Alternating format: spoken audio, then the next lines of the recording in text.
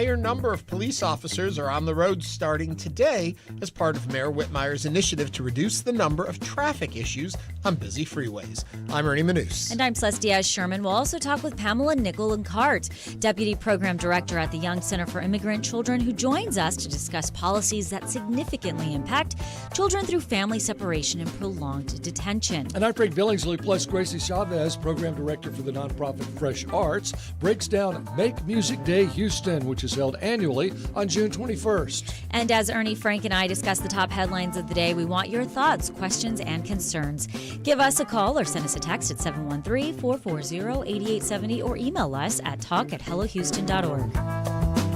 Hello Houston is made possible in part by founding sponsors John Bradshaw and Kathy Sanders, and by gifts from listeners like you. Live from NPR News, I'm Lakshmi Singh. President Trump says he is seeking, quote, a real end to Iran's nuclear ambitions. But NPR's Mara Lise reports it's not yet clear how Trump plans to accomplish that. Israel wants U.S. military help to destroy Iran's underground nuclear facility, but Trump campaigned on keeping the U.S. out of foreign wars.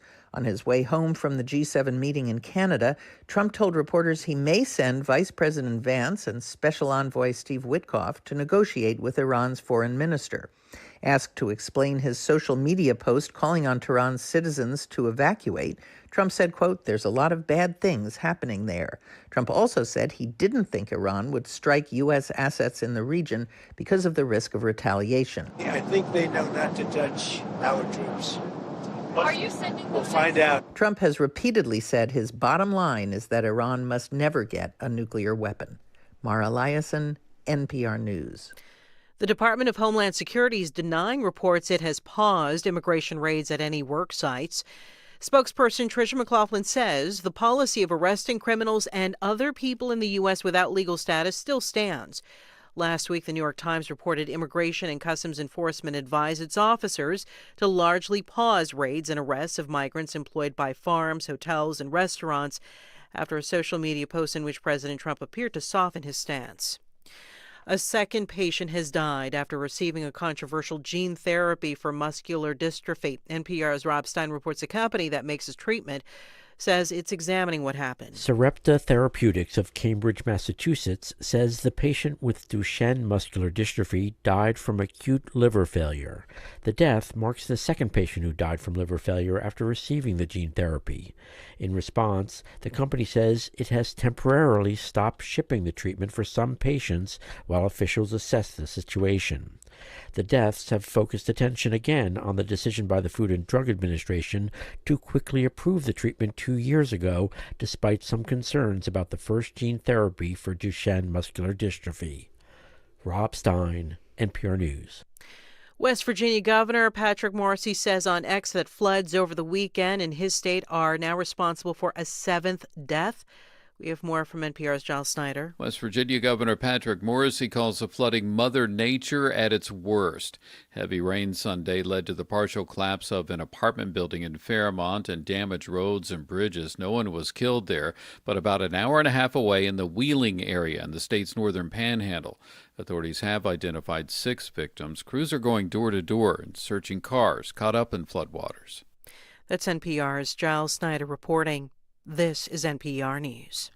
Live from News 88.7 in Houston, I'm Tom Perumian. We begin with breaking news. The Katy man, arrested on suspicion of threatening the Texas state capitol, has been released from custody. KPRC reports 45-year-old Robert Bowers was arrested outside LaGrange and jailed in Fayette County on a misdemeanor traffic charge.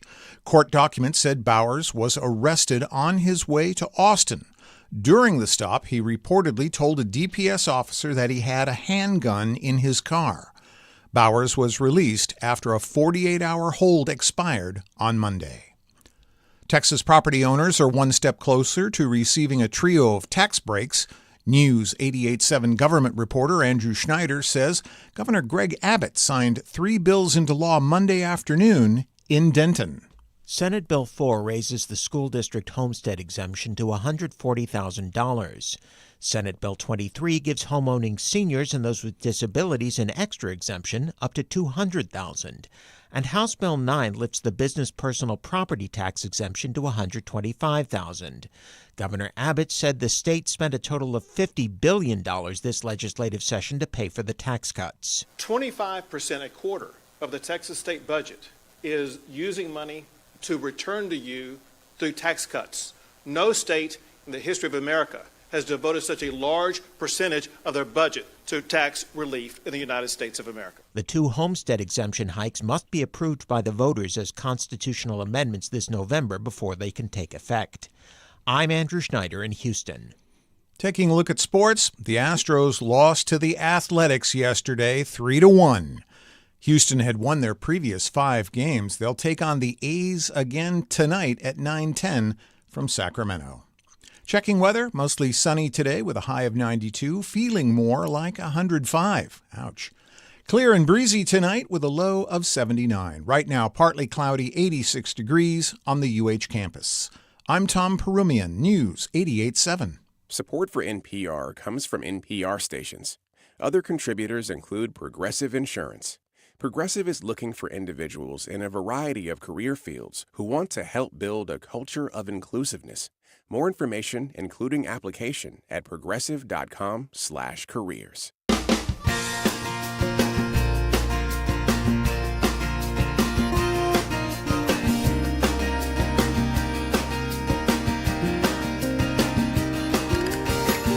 Live from the University of Houston, it's Hello Houston, an open forum on today's biggest stories affecting Houston and beyond. Call now, 713-440-8870, or let us know your thoughts on today's topics by emailing us at talk@hellohouston.org. Now here's your host for Hello Houston, Ernie Manous, Celeste Diaz-Sherman, and Frank Billingsley. Hello. It's Tuesday. What? I saw a graphic. Instead of saying Tuesday, it's Tuesday. I've never heard that. Is that a northern New York State kind of thing? It's something I'm trying to make catch on, but it's not. Also, the other one I've tried for, how long have I been here? 29 years trying to get to be something is Houston land area. No, it doesn't work. We did this. We did this already the first week of Hello Houston, Well, which I do want to say hello Houston. It's Tuesday, Hello, Houston. June 17th. It's Here not we are. Chicagoland. That's what he wants. It is Houston. Houston land. No. We are excited to be with you today with a great show full of a lot of fun stuff coming up. Remember, you can watch us on YouTube. And Celeste looks fabulous I'm going to do that right now. Thank you. Very perky and very Thank you. and Just ready go to take on the day. hellohouston.org. Yes, fresh. Do you want to know why I'm feeling fresh? Why are you feeling fresh? Because summer is finally happening in the Sherman household. My children What does are. that mean? We don't do sleep away camp yet. We're not there, but my daughter is with my in-laws and my son at camp. So guess what? It's you and hubby. It's just In-law wake up. kids who, yeah. If you could figure a place to send your husband, you'd be perfect. My kids are in Katy, and they think my children think Katy is like New York City. I mean, they think Katy's the best place in the world because that's where my in-laws live, and I have great in-laws who love to love on them, and they get to do anything they want. So they're like, "Can we please go to Katy?" And I'm Where do like, I sign up? Yeah. For your in-laws, not your in-law kids. camp. Yeah, Sherman camp. While they're in Katy and while Celeste is celebrating the summer, how is the weather, Frank? Well, is she going to be able to mask herself in the weather? Here's the thing. We haven't talked about extreme heat this summer, which is amazing. Yeah. But good. And I'm not going to talk about it this week. It's just the rain. The rain's kind of been nice. It cools things down. The plants love it. Mm-hmm. And we're not in an extreme heat or a drought situation.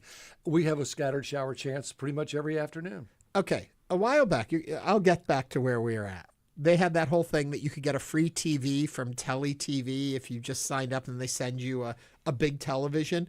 But you have to then watch all the ads that they push through. And it was all over the news for a while. And, of course, a friend and I, we both got our Tele TVs. So my mom, it's stuck in my mom's bedroom now.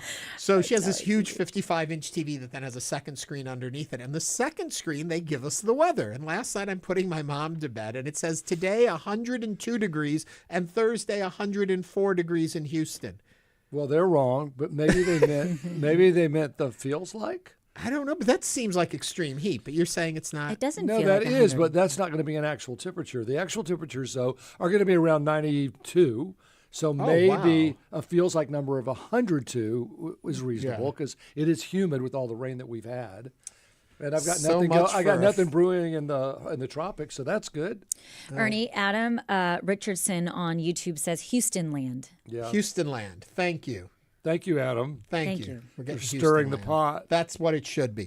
Anyway, okay, well, it's good to know. And also that if you have a free television that you got that seemed too good to be true, it may not be giving you the best weather. But we have Frank, who always gives us the best weather. Yeah. So we appreciate that. Over the weekend, rain?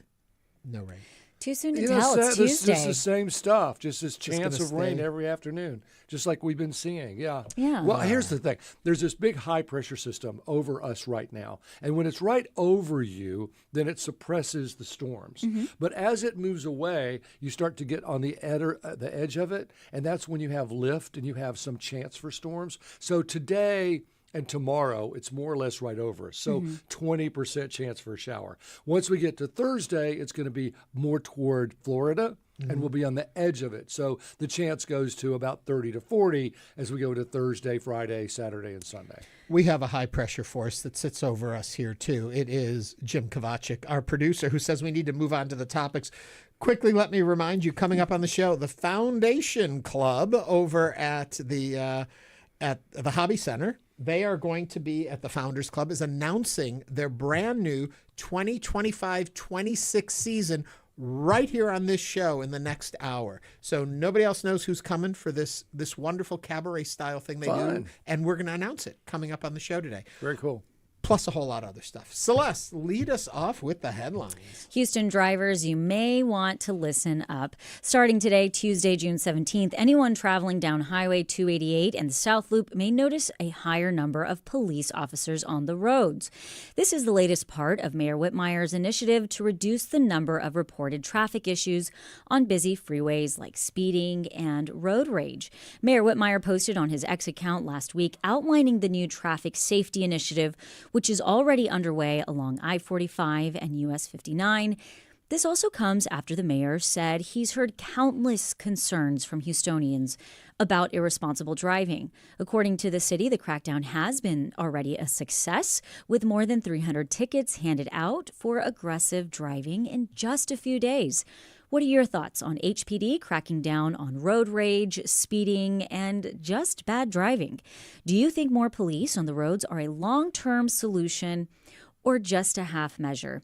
Give us a call. Now is the time to chime in at 713-440-8870.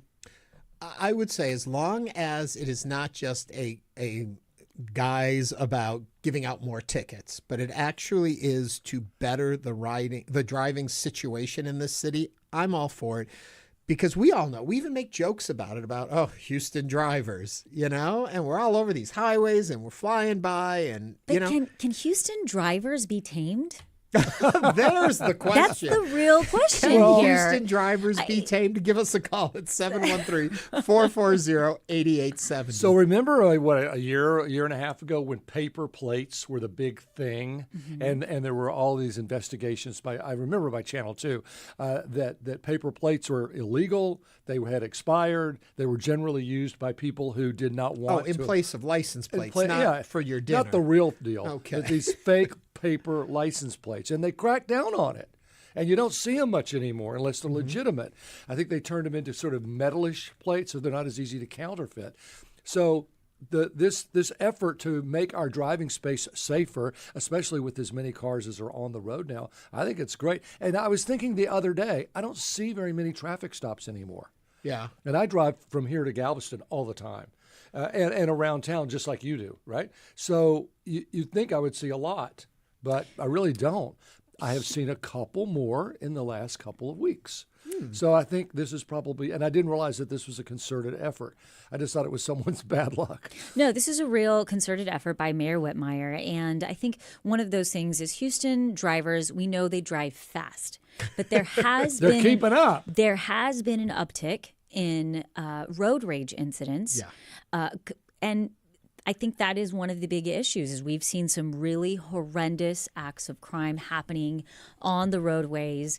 And, Houstonians like to get to their places and they like to get there fast. Well, But speaking of, yeah. we have Seth from the Heights on just that subject of road rage. Seth, what are your thoughts? Hey, good morning. Thanks for having me. First, I want to thank the mayor for actually finally doing something about crazy drivers on the road. I wish he would go one step further and also address red light running. That is a huge problem in Houston. I live in an intersection in Heights where I've personally seen multiple major crashes. There seems to be this culture in Houston that everybody's aware of that people just drive nuts. And it's just not good for it's not good for the city. I would love to see the mayor take more steps to just change this aggressive driving culture. Thanks for having me. I agree, Yeah, Seth. no. We used to have red light cameras, Yeah. and that was brought up in court, and the city lost. The judge ruled that it is an invasion of privacy to have red light cameras, which to me is the stupidest thing I think I've ever heard. If you're driving your car fast in your house, then it's an invasion of privacy. If you're driving them on the public streets, it's not. But I the agree. question then becomes, right, if we are really trying, if the city of Houston is really trying to change the culture of driving, are tickets and more police the way to do that? What is the way, though? It does help because that slows people down, fewer accidents. And one accident on one highway backs it up for 5 miles. I would say almost every morning, probably on average, I see at least one car accident, whether it's a fender bender. Right. But back to your question, Ernie, I think that there are ways, I don't have an answer to it, but perhaps, Defensive driving? Defensive driving, no, speed limits. Speed limits? People, I know we What's once the had a speed limit? mayor, there was a couple of decades ago, there was a mayor that implemented really low speed limits in Houston and nobody followed them. Seth, are you still on the line with us or did we move on? Looks like you moved on. There's I a think we moved on. comment from Seth, thank you for Celeste's calling. favorite person, my British computer guy. How did he become my British computer Because guy? his name is Oh my my British computer guy, and No, you no. always used to read it, so it He sounded is like you were saying he was yours. He's our British computer guy. Well, Yes. what did he say? He says it's about time they started cracking down on it. Houston's roads are so dangerous. They are. They are. really are. And the thing is that you have fender benders, and we also have a very high number of where they hit you and then they leave. Well, and to your point, I hope that they crack down more on reckless driving than speeding. Speeding doesn't bother me. I speed. I think everybody in the world speeds. I Go exactly 65. I actually you go am exactly that little 55. old lady on the road, no offense to little old ladies on the road, that oftentimes is going slower than the speed limit and people are honking behind me. Good and Lord, you and people in Mary my- Worth. I know. I'm like over there and I'm like, I'll get there. No need to push. My point is, speeding is, I mean, it's dangerous, but the reckless driving of a car that will just go right in front of another car and then it'll go up and right in front of another car, that I see a lot of. And I don't know where these, I say kids, but at my age, everybody is. I don't know where these kids are trying to get to so quickly, but that's what really causes problems, I Well, think. we had a text that came in and said, cops, will they obey solid white lines too, or traffic lights and other rules of the road by example? Some will, That's some what won't. Stuart asked. Just like Ernie will and Frank won't. Yeah. Okay. 713-440-8870. Richard from Garden Oaks is on the line. Richard, what's on your mind? Yeah, good morning. I was just telling the fellow there I would like to see some kind of recognizable tourist sign that I can stick in my back window. Because when I go to Dallas or San Antonio, my Texas plates don't do a thing for me. Everybody thinks I'm just going slow. I'm trying to find my way around, and I'm also trying to dodge people who actually know where they're going. Well, good point. Here's an interesting text. Thank you for that, Richard. Absolutely. This is hi, but is it a coincidence that this traffic initiative, which includes issuing tickets, comes a few weeks after HPD said they were taking away the daily ticket writing quota for officers? It seems like a way to make up for those tickets that they were no longer going to issue. So take from Paul and give to Peter. Well, as I stated a few minutes ago, if it's just a guise to write more tickets, I'm not a huge fan. But if it actually is we've all got to admit, we know what it looks like on the roads in our area, and it's us, and we know it. And in Houston, I since we are in a safe space, I have been really angry before at some drivers. Celeste with a road There rage. is something about Houston driving that people, you're flying down the freeway, and then all of a sudden you're coming to a stop, and then you need to get in, and so you have your blinker on. You're like, "Hi, let me get in," and then they're like, "No," and it just it gets under my skin. Roll down the window a little bit, wave with your hand. We're not very There's nice. There's a YouTube comment there. We're from not nice. Adam Richardson. Adam Richardson. I was traveling in Nashville just last week, and there was a noticeable presence of police enforcing traffic laws throughout the city. Everyone traveled at the speed limit and drove so courteously. Adam, I wish we could do that here. Well, speaking of Tennessee, years ago, like 15, Memphis, Tennessee outlawed honking your horn on the freeway because it was causing such road rage and violence.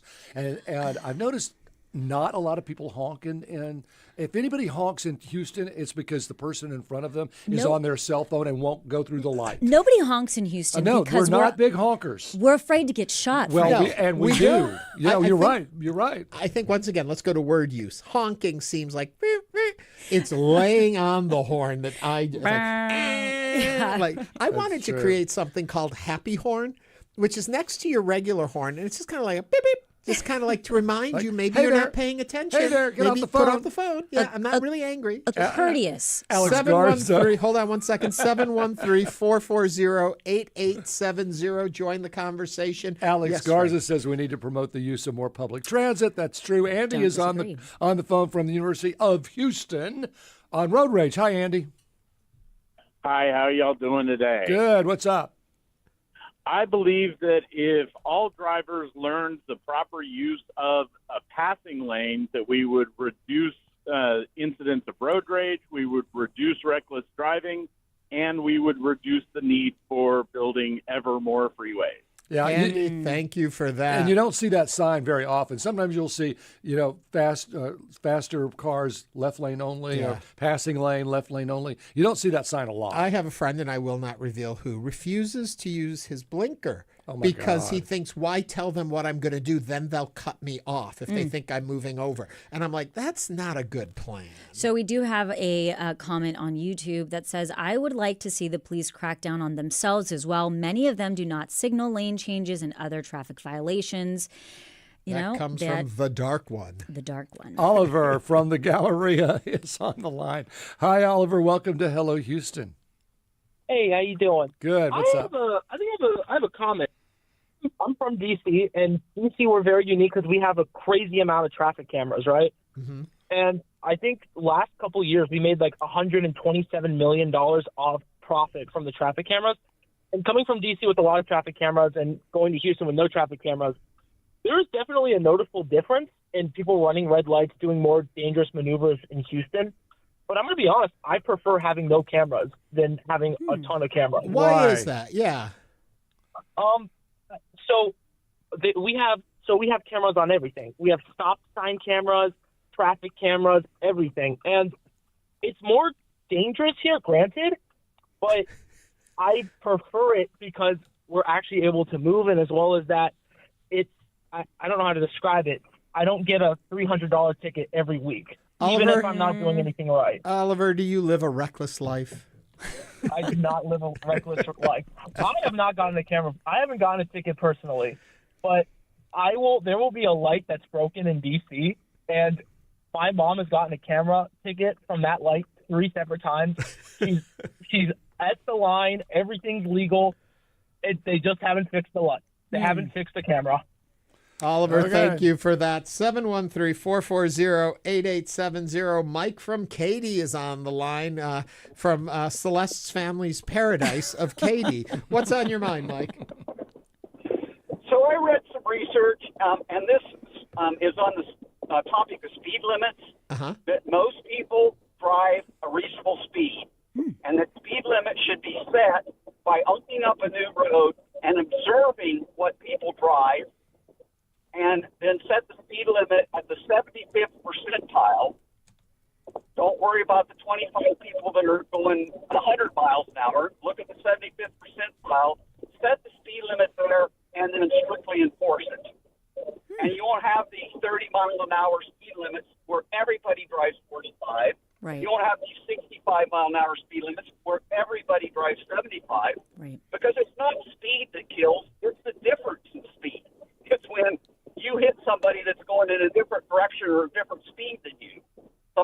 So I don't know what the basis of that research was, but it was claimed to be a scientific study, and I read this many, many years ago. Interesting, Mike. Thank you for that perspective on it. It's 713-440-8870. Frank, maybe you remember, wasn't the whole speed limit thing back during the Carter administration with the oil crisis, and they started reinforcing and bringing down speeds? Was it Nixon? We called it double nickels.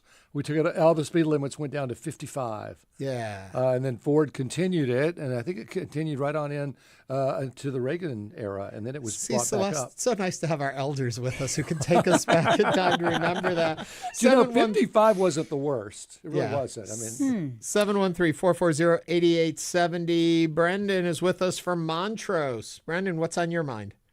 Hello, y'all. Thank you for having me. Perspective not only as a longtime Houston driver, but also a Houston motorcyclist. And we look at traffic a little bit differently. I have definitely noticed since the end of the red light cameras, the increasing aggressiveness in Houston drivers with the mindset of me first because I am the most important. I have to be there. The stop sign running and the red light running is out of control. And I feel like anything we can do to continue to enforce good behavior, if that means more citations, if that means some kind of other enforcement at intersections, it needs to be done because, as Frank said, all it takes is an accident to back things up and hurt people and cause a bunch of problems. At the end of the day, we all want to be going down the road safely and get from home to our destination. Thank you. I think there's also this feeling that if the driver 4 cars ahead of you didn't go immediately because they were texting or talking. That's the other part, texting. Well, yes, and you feel like, well, I should have gotten through this light, and if it hadn't been for that texter, I would have, so I have the right to run it. There is that feeling, like this is a 5-car red light. I should have been the 5th car, but he screwed me out of it, so I'm going to take it anyway. It's also the timing of the lights, too. Like, I do a stretch through downtown every day, and it's like, I know that's going to change in a second, so I got to go really fast to catch that light, because otherwise I'm going to be caught at all the lights. One more call? Yes, Ernest is on the line. Ernest, what's on your mind? I already like him. Hi. Okay. Hi. So I have my comment is I'm an Uber driver. Ooh. And when driving on the interstate, I notice that a lot of traffic is from people in the left or leftward lanes. And because they're going so slow, people around them or behind them are scrambling to get to other lanes, and then that just causes all kind of traffic, and then people driving in packs. So I feel like they need to ticket people who are driving slow and obstructing traffic in the left lanes. Good point. Good point. Great name, Ernest. Have you never been an Ernie, or have you always been an Ernest? An Ernest. Well, from an Ernie to an Ernest, thank you for your call at 713-440-8870. We do have a couple YouTube comments. Fritz Goldman says, antiquated TxDOT road design is the cause of so much traffic congestion. It makes no sense. However, the time needed to fix those mistakes is decades. Nick Knight's Mix says, do something about tailgating. Tailgating is an extremely dangerous habit. Dallas Holmes says, I would like to share my traffic experience with you. I was involved in a very minor fender bender, and both parties pulled out of the flow of traffic to exchange information. However, the other party didn't want to exchange info, called the police. They never showed up, so I left. I was arrested for a hit and run. If I had placed my name and number under the other driver's windshield, I could have avoided a night in jail. Wow. Interesting story. Dallas Home, thanks for sharing that story. And again, 713-440-8870. We love engaging with you all. Thank you for joining us this morning. Coming up on Hello Houston, we'll talk with Pamela Nickell Lancarte. She is the Deputy Program Director at the Young Center for Immigration's Children's Rights. This is Hello Houston on News 88.7.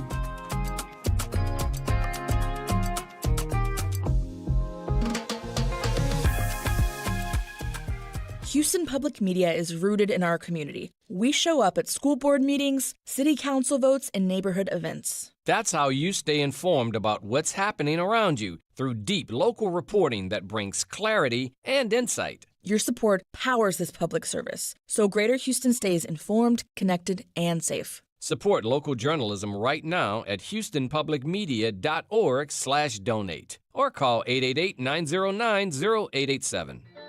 You ever feel tired of that voice in your mind that just won't be quiet? It's not just the noise in the world I'm trying to get away from, but it's the chatter in my head. Writer Pico Iyer has found his antidote, and he has ideas for how to find yours. Great Escapes. That's next time on the TED Radio Hour from NPR. It's coming up tonight at 9 p.m. It's been 30 years since CeCe Winans released her debut album, Alone in His Presence, now a classic in contemporary gospel music. When I get to go back and visit my younger self, I can just nod my head and say, yep, his presence is definitely my hiding place. I'm Juana Summers. CeCe Winans stops by to celebrate Black Music Month on All Things Considered from NPR News. It's on this afternoon at 3 o'clock. Support comes from Texas Mutual Insurance Company, committed to strengthening the state's workforce and its communities through safety and wellness grants and education initiatives. More at texasmutual.com/community impact. Support comes from Gulf Coast Blood, providing everything your group needs to save lives and make an impact in your community. Info on hosting a blood drive at your business, school, place of worship, or organization is at giveblood.org/hostablood-drive.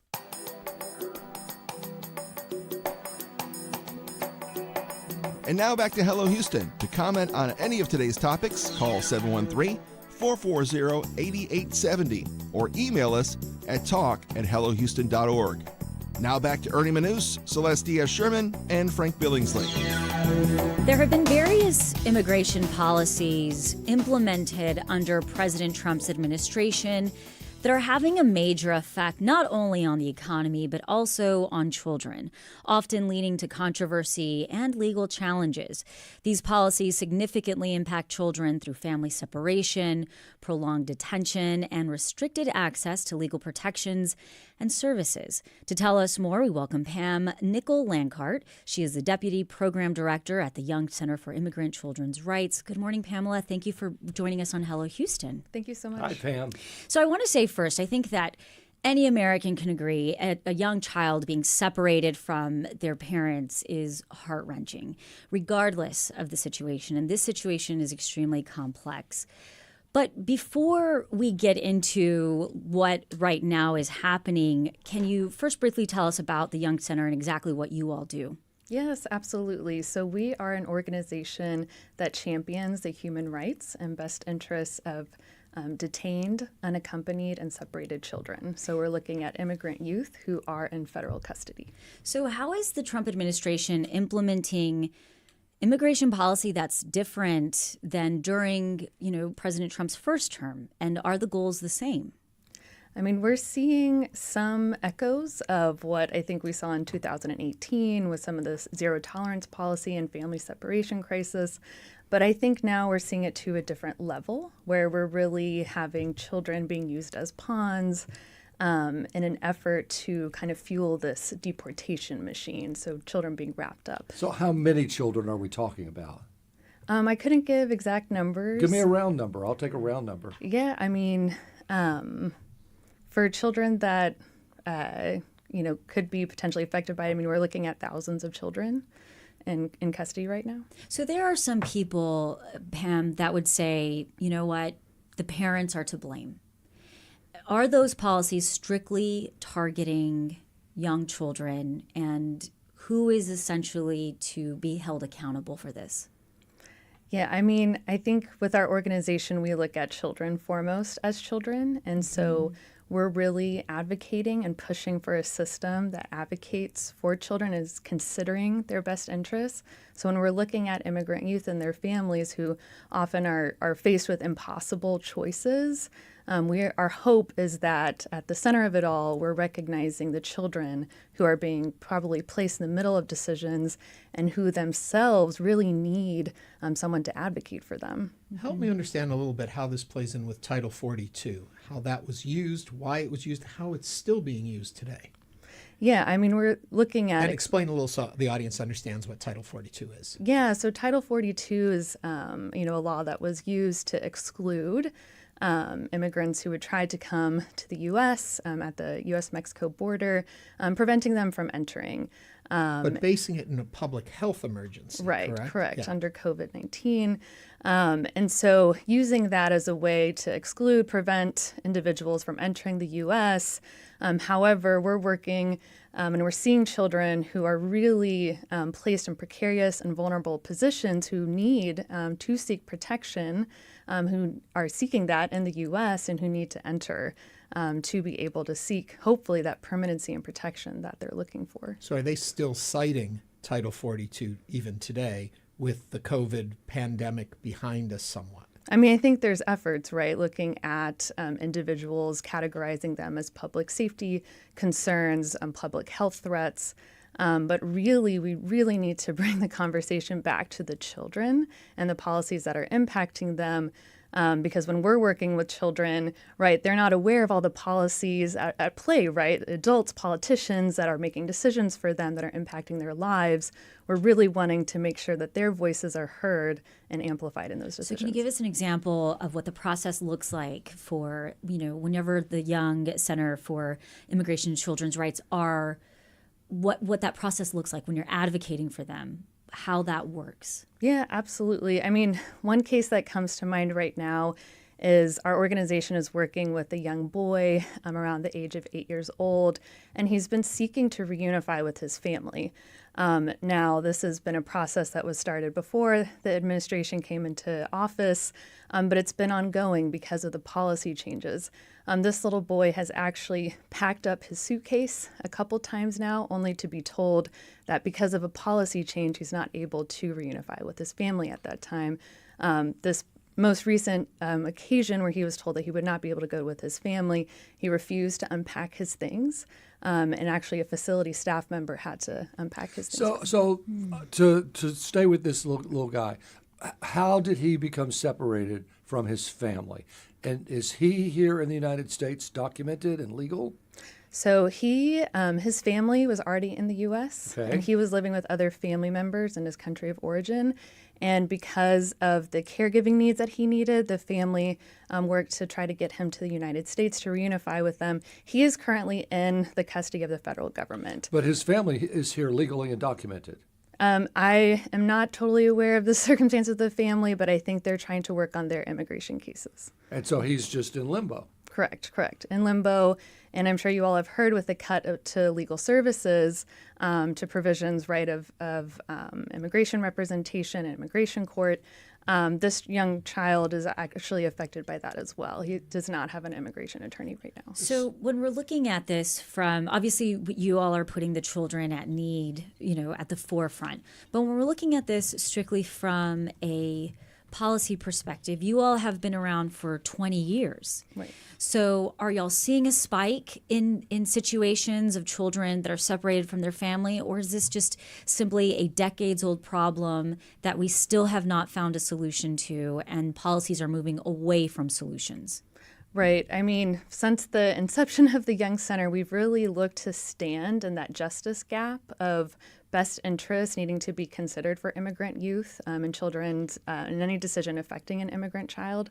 But what we're seeing right now is really the targeting of immigrant youth and families and using children. I think there's this pretext, right, of we're concerned with trafficking and child welfare. However, the policies that are being implemented are actually resulting in increased detention, prolonged stays of children away from their family, in effect, right, not only creating but continuing this process of family separation. And when a child is separated, and like Frank was just saying that, you have this little guy and he's stuck in limbo, he's in the middle of this situation, what kind of services are children being provided? What does their living situation look like? Right. So the children in government custody are being provided basic services. So we're thinking of, clothing, housing, medical attention. There's limited, educational access to programming during the day. for the kids to engage in. But it's certainly a situation, right, where they are not free to leave, right? They're not free to make decisions. Their family has very limited ability to have say over what they're doing day to day, certainly very little say over whether their child is reunified with them. Are they going to school? No, they are not. So most of the time they are provided services just within the facility that they're in. They're not leaving. They're not able to leave to be, in class in a community school. You're listening to Hello Houston. We're speaking with Pamela Nickell Lancarte. She's the Deputy Program Director at the Young Center for Immigration Children's Rights. You can join the conversation at 713-440-8870. A question that I have, and I understand how complicated all of this can be. Your position, your organization's position, if a couple comes into or a parent comes into this country illegally and is now here undocumented, because people aren't illegal, but they're undocumented, and a child is in the country of origin, by bringing that child in, you're bringing another undocumented person into the country. The parents theoretically have already broken the law coming in. What is the argument for folks that feel like that is a wrong move, that child shouldn't be here because those parents shouldn't be here, and it shouldn't become, the onus shouldn't now be on us to bring in more undocumented folks? Your argument or position on that?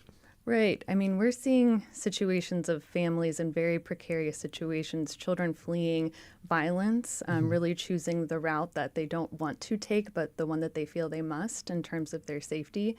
And I think, again, looking at legal services and provision of those services to these children who are so particularly vulnerable, and keeping in mind, trafficking victims, children who've been exploited, along their journey, or even after they've arrived in the United States, we're really looking at children who have, likely very viable claims of legal relief and the ability to remain and be able to participate in services in the community and develop as a child should.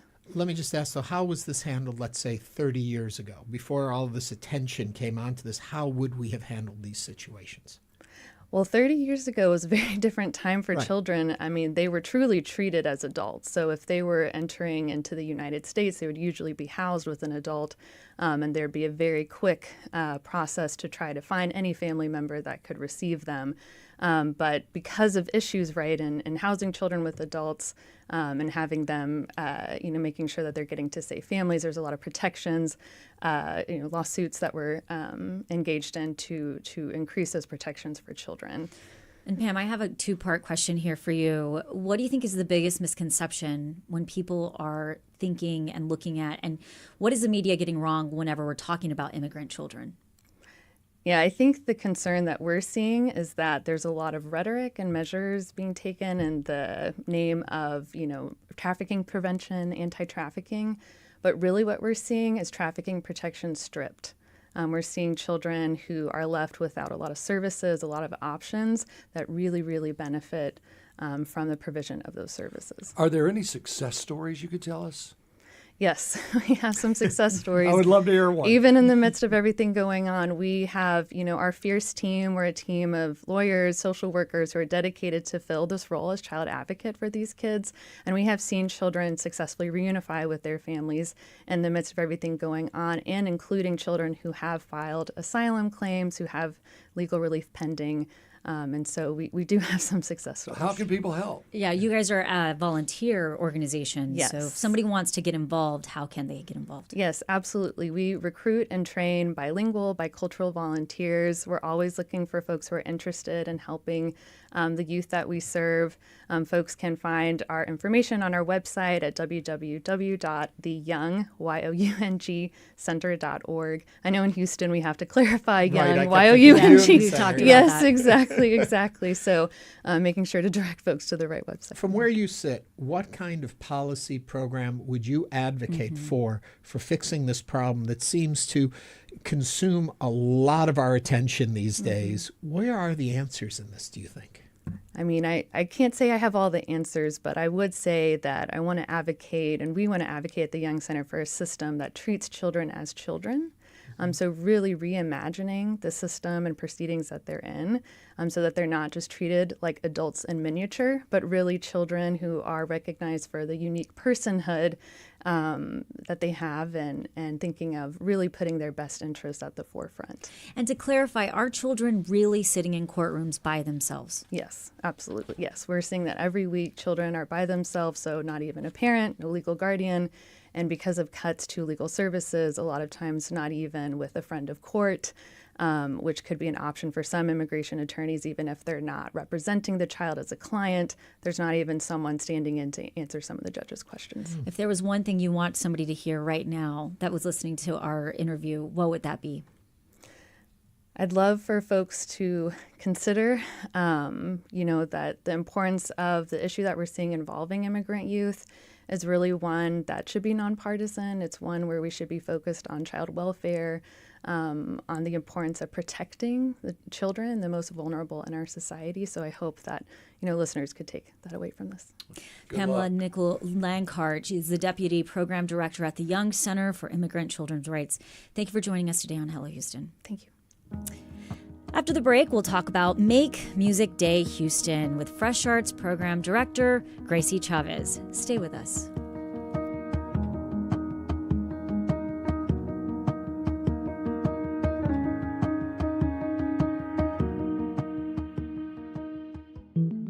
If you could just put a kid in an MRI or something to measure their brainwaves and say this child has ADHD, that would be really helpful. It would eliminate a lot of the subjectivity that we've been talking about, but there were no real brainwave differences between kids with the diagnosis and kids without. I'm Rachel Abrams. That's Today on the Daily from the New York Times. You can listen to The Daily coming up tonight. It's on at 7 o'clock. Hi, this is Matt Harrop. There's been a lot of news to cover in Houston over the last few months. Keep listening to Houston Public Media for the latest, and if you've got a car, truck, boat, or RV you don't need anymore, donate it to the station. It could be worth hundreds of dollars in support. The donation process is easy for you, and we'll pick up your vehicle in any condition. Here's how to get started. Go to houstonpublicmedia.org/cars to learn more. Thank you. Since the Dobbs decision, many are wondering just how far public support for abortion really goes. We know that most people support abortion rights, but when you start asking questions about abortions in the second and third trimester, that support starts to drop off. A look at late-in-pregnancy abortions. That's next time on Think.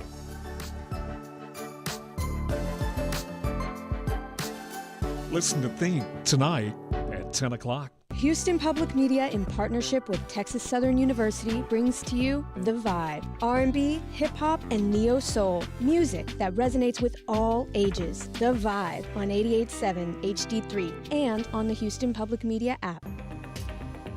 Houston Public Media is a service of the University of Houston and is supported with your gifts to the Houston Public Media Foundation.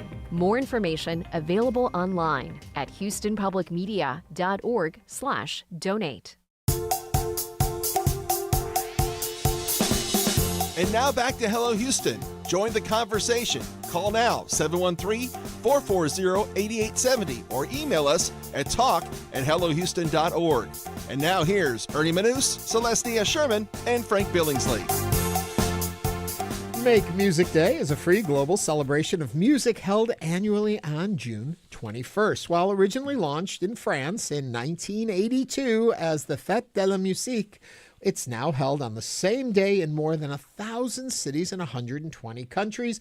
And one of those cities is right here in our very own Houston. Joining us to tell us more about how Houston is celebrating is Gracie Chávez, who is the program director at Fresh Arts, a nonprofit leading management system for Make Music Day Houston. Gracie, welcome to the program. Thank you for having me. Okay, how are you making music on June 21st?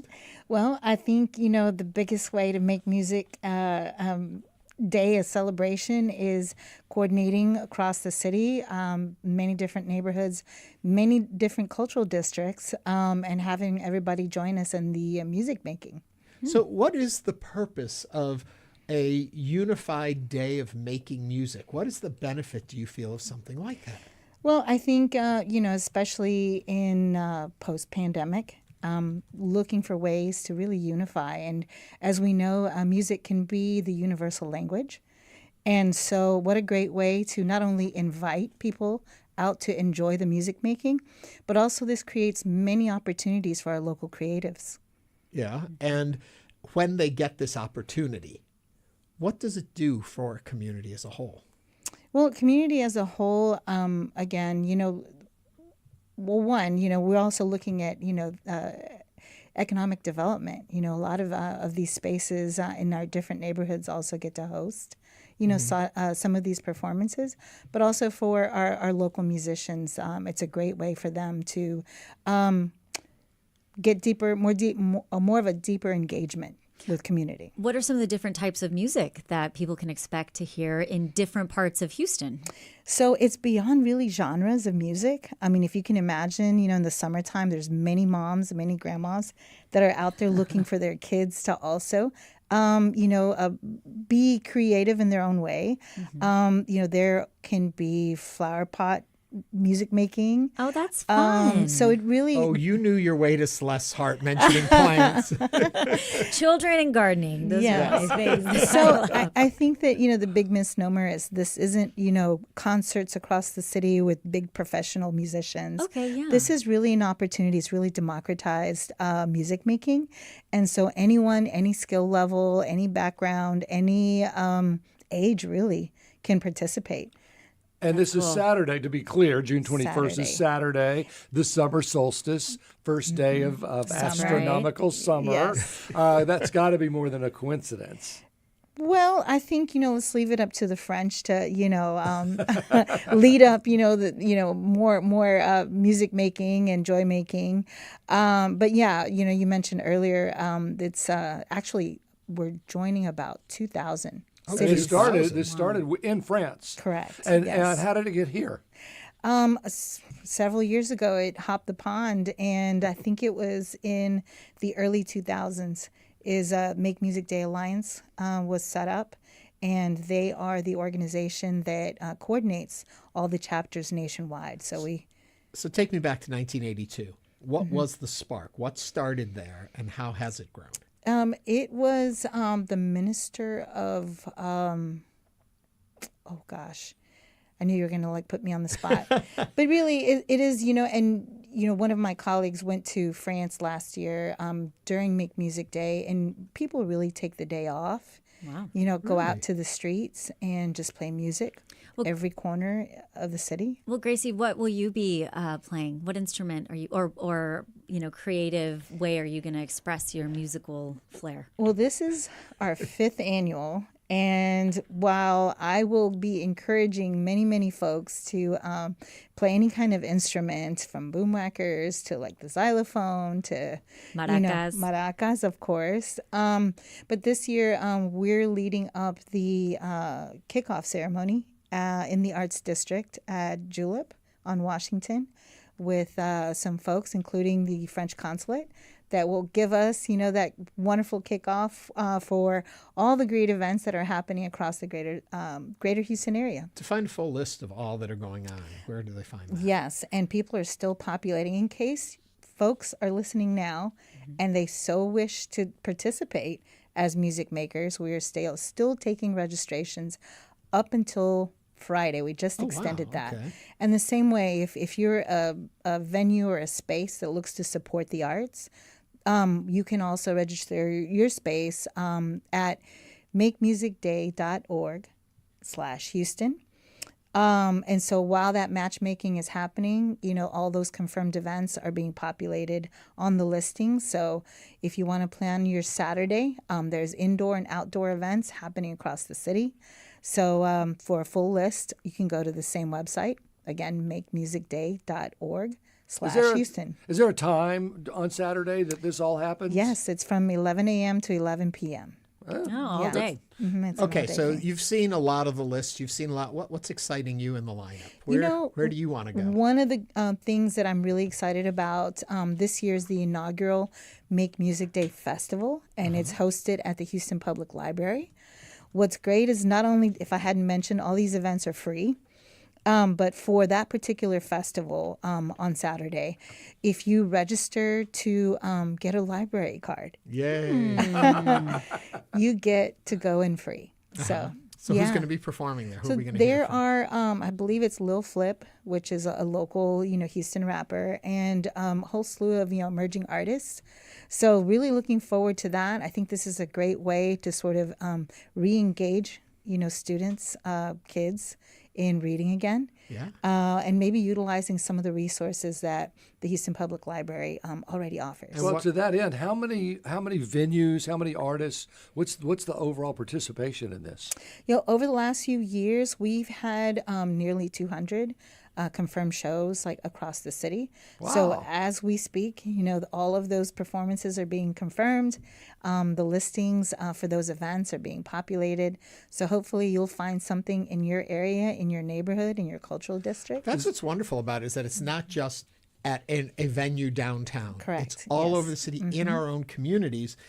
Do you try and make sure that in each community the musical choices represent that community, or are you using it to engage them in exposure to things they may not have heard? Well, absolutely. This is an opportunity for, let's say, a space in a particular neighborhood or area to say, I've always wanted to have, say, Zydeco in the neighborhood, that they can find and match with a musician in that directory, in the portal, so that they can bring that out. So the portal sounds so Is there any signage? I mean, if I stumble across some music that's happening, will it say we're part of the Fresh Arts mission, or how will I know if it's part of you or it's just somebody on the street? Well, I think that Make Music Day Houston has been pretty branded. But this year, of course, it's powered by Fresh Arts. So we will have many volunteers canvassing the city with popsicle fans to keep everybody cool, some T-shirts, and lots of smiles. Why do you think Make Music Day Houston is important for Houstonians? I think it's important for really most anyone across not only the country, but, as I mentioned, music is a great unifier. Mm-hmm. And who doesn't want to join in and dance a little, enjoy some music, and especially enjoy time with the family. Is it the only time you do something like this, or do other events during the year? No, this is primarily the lead for Make Music Day. There are certain chapters across the country that also do or have activations for Make Music Day during the wintertime. Mm-hmm. Nice. But most people, are summer, on vacation. Summer, yes. Yeah. Yeah. Tell me this, though. It sounds to me very much like street festivals, joining together. So is there a movement to have it more than just the music? Is there things for family, for children outside of just the music? Or are you guys pretty much focused on just bringing the sounds around? I think it's a little bit of that. Again, with Fresh Arts leading the charge this year, it really is an opportunity for making this a more community engaged, events across the city. But really, just an opportunity to get together and enjoy. Make a joyful noise to the Lord. Make your own kind of music. That's right. Yeah. Gracie Chávez is the program director of the nonprofit Fresh Arts, which is leading management of Make Music Day Houston. Gracie, thank you for joining us today on Hello Houston. Good luck. Appreciate it. Make Music Day will be celebrated globally and locally in Houston on Saturday, June 21st. Coming up on Hello Houston, we'll continue diving into the top stories of the day, and boy, did you all have a lot to say about our earlier topics. Stay with us for the second hour of Hello Houston.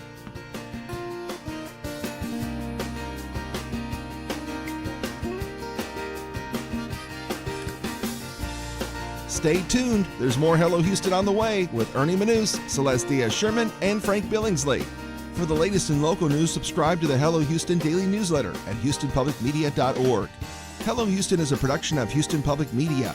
The opinions expressed by the guests of this program are solely their own and do not represent the views of management, staff, or underwriters of Houston Public Media. This is News 88.7. Houston Public Media brings to you PBS World. Experience the personal connection behind the headlines with programming devoted to telling stories that humanize complex issues. PBS World on TV 8.6 and online at houstonpublicmedia.org. Great question. That is a great question. And that's a great question. Wow, that's another great question. That's a great question. Oh, that's a great question. That is a great question. What a great question. On Fresh Air, you'll hear unexpected questions and unexpected answers. Fresh Air, weeknights at 8 p.m. on News 88.7. Looking for a partly cloudy day today. Could see some showers later on this afternoon with a high near 92. It's 90, and this is your NPR station, KUHF, Houston. News 88.7, a service of the University of Houston. It's 12 o'clock. Just ahead on this hour of Hello Houston, we continue diving into the top stories of the day, including state lawmakers no longer funding the Texas border wall. Should the project just be scrapped? I'm Frank Billingsley. And I'm Ernie Manous. We'll also speak with representatives from the Hobby Center for the Performing Arts, who will announce their all-new 2025-26 season of Live at the Founders Club. Plus, the Director of Communications for BARC, Animal Shelter and Adoptions, Cory Stottlemyer, will tell us about free pet adoptions for the entire month of June to celebrate Pride Month. I'm Celeste Diaz-Sherman, and we want to hear from you. So give us a call or send us a text at 713-440-8870 or email us at talk@hellohouston.org. You can also watch us on our YouTube channel. Just go to houstonpublicmedia.org and click the big orange banner. Hello Houston is made possible in part by founding sponsors John Bradshaw and Kathy Sanders, and by gifts from listeners like you. Live from NPR News, I'm Lakshmi Singh. President Trump is calling for Iran's, quote, unconditional surrender on social media. The U.S. leader also issued a threat to Iran's supreme leader, Ayatollah Ali Khamenei. He said the Ayatollah's location is known and is an easy target, but Trump goes on to say, quote, we are not going to take him out, at least for now, end quote. Trump saying he doesn't want missiles hitting civilians or American soldiers as Iran and Israel continue airstrikes on each other. Trump's tone appearing to have changed since yesterday when he suggested a nuclear deal with Iran was, quote, achievable. The Department of Homeland Security is doubling down on its efforts to crack down on industries where there are large estimates of workers without legal status. The New York Times reported last week Immigration and Customs Enforcement sent guidance asking officers to largely pause raids and arrests in the agriculture industry, hotels, and restaurants. But today, DHS said there has been no change in policy. NPR's Jimena Bustillo has more. DHS spokesperson Tricia McLaughlin told NPR that, quote, there will be no safe spaces for industries who harbor violent criminals or purposely try to undermine ICE's efforts. The comments come after immigration officers conducted several arrests at farms in California and at a meatpacking plant in Nebraska. The arrest signaled the agriculture industry could soon be a target for the Trump administration's efforts to find, arrest, and deport people without legal status. The agriculture industry is among those that employ large numbers of workers without work authorization. And in recent months, thousands of people have lost their ability to work legally after the administration revoked certain protections and parole. Jimena Bustillo, NPR News, Washington. The latest Russian missile and drone attacks in Ukraine have left at least 15 people dead. Dozens more were injured. More from NPR's Joanna Kakissis in Kyiv. Ukrainian air defense units spent hours trying to shoot down drones and missiles. By sunrise, the air smelled burnt as thick plumes of smoke rose from parts of the city. At least a dozen sites were hit, many of them residential buildings. Videos posted by Ukrainian authorities showed the collapse of part of an apartment complex. The strikes come as Ukrainian President Volodymyr Zelensky is at the G7 summit in Canada, pushing for stronger sanctions on Russia. Joanna Kakissis, NPR News, Kyiv. The only commercial robotaxi operating in the U.S. so far says it's expanding across the San Francisco Bay Area. Alphabet, the parent company of the self-driving ride-hailing service Waymo, says it also plans to reach paying customers in more parts of Los Angeles starting tomorrow. Tesla, meanwhile, is also preparing to launch paid robotaxi service in Austin, Texas. You're listening to NPR News. Live from News 88.7 in Houston, I'm Tom Perumian. A judge in Austin has temporarily blocked the enforcement of a new rule requiring prosecutors in big counties, like Harris County, to hand over data on active and closed criminal cases to Texas Attorney General Ken Paxton. This was a case challenged by Harris County Attorney Christian Menefee. Paxton announced he wanted the county attorneys to provide specific performance reports in order to determine if local elected officials are properly prosecuting certain crimes. Menefee accused Paxton of trying to score political points with the new aspirations. The initial data reports would have been due on July 1st. Houston may be starting to become less affordable than previously thought. The Kinder Institute this morning released its annual State of Housing report showing that the cost of both renting and owning a home are going up. Ever since we started tracking that about the start of last decade, it's gone up pretty much every year. So what you're finding is that what's out there is increasingly not something we here can afford. Steve Sherman co-authored the report. He says the median rent price in Houston went up 9% over the course of just 1 year. The median price to own a home increased by 3%. Both of which, Sherman says, leave a large affordability gap between what Houstonians say they can afford and what's available to rent or purchase.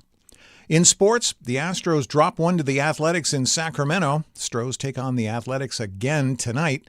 9:10 is the first pitch. And taking a look at weather, it's going to be mostly sunny today with a high of 92, feeling more like 105. We've got a slight chance for some showers and thunderstorms. Clear and breezy tonight with a low of 79. Right now, it's partly cloudy, 86 degrees on the UH campus. Get the whole story. Go to houstonpublicmedia.org for more in-depth news and information. I'm Tom Perumian, News 88.7. Support for NPR comes from NPR stations. Other contributors include Fisher Investments. As a fiduciary, Fisher Investments is obligated to act in their client's best interest. Learn more at FisherInvestments.com. Investing in securities involves the risk of loss. This is NPR.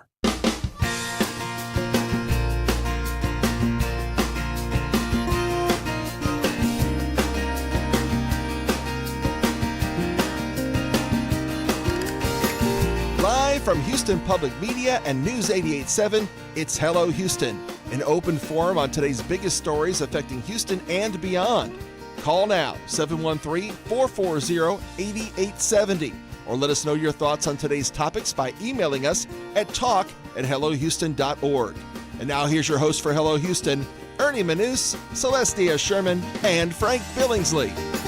That's us. Cheers. Hello, Welcome Houston. to Hello Houston. Welcome. We got another full hour full of excitement for you. We always talk about you can watch us on YouTube.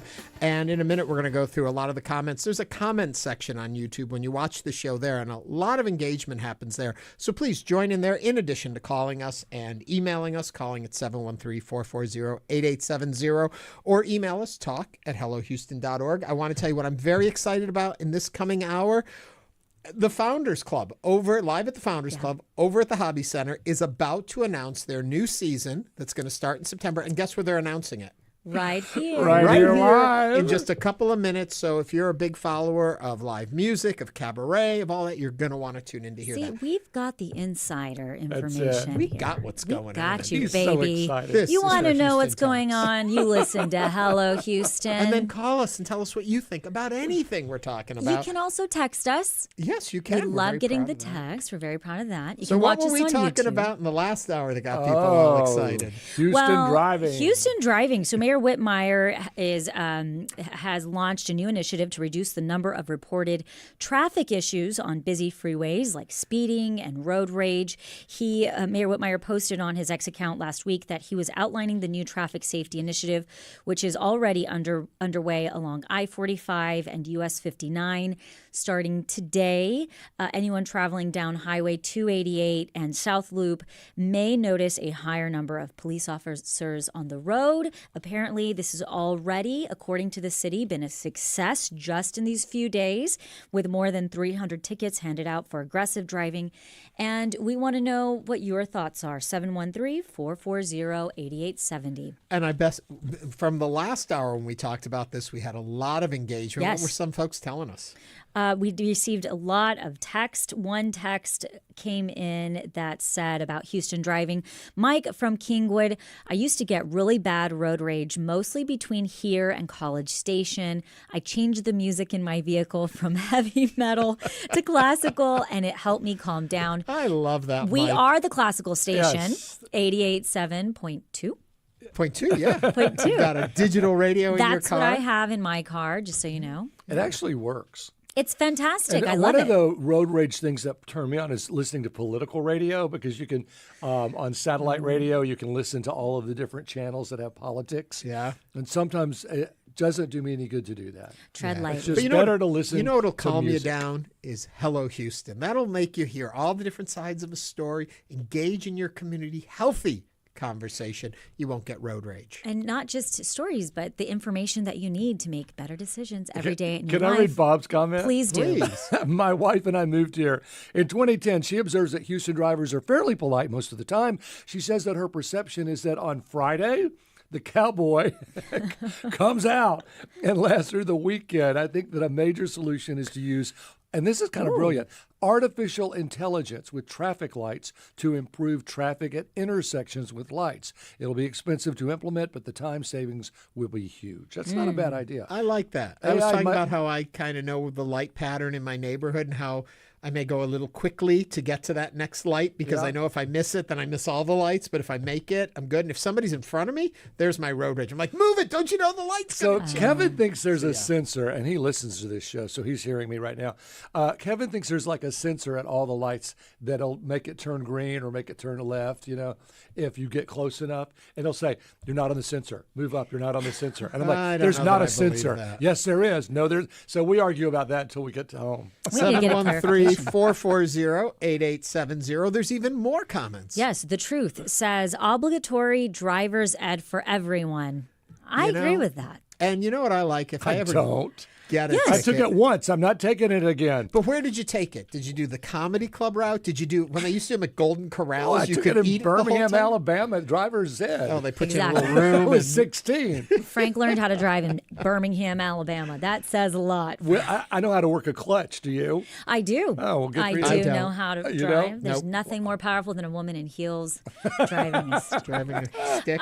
Sepper Bastami says various speed lanes, red light cameras that are strictly controlled and standardized by law, hefty fines for running red lights, no cell phones, and a moving vehicle laws. I think that Don't disagree. the red light run was $200 when they had those cameras. If I'm not mistaken, it was hefty. It was like, don't run the red light, and nobody did. And then they took it to court, and the city lost, and they had to get rid of all of the red light cameras.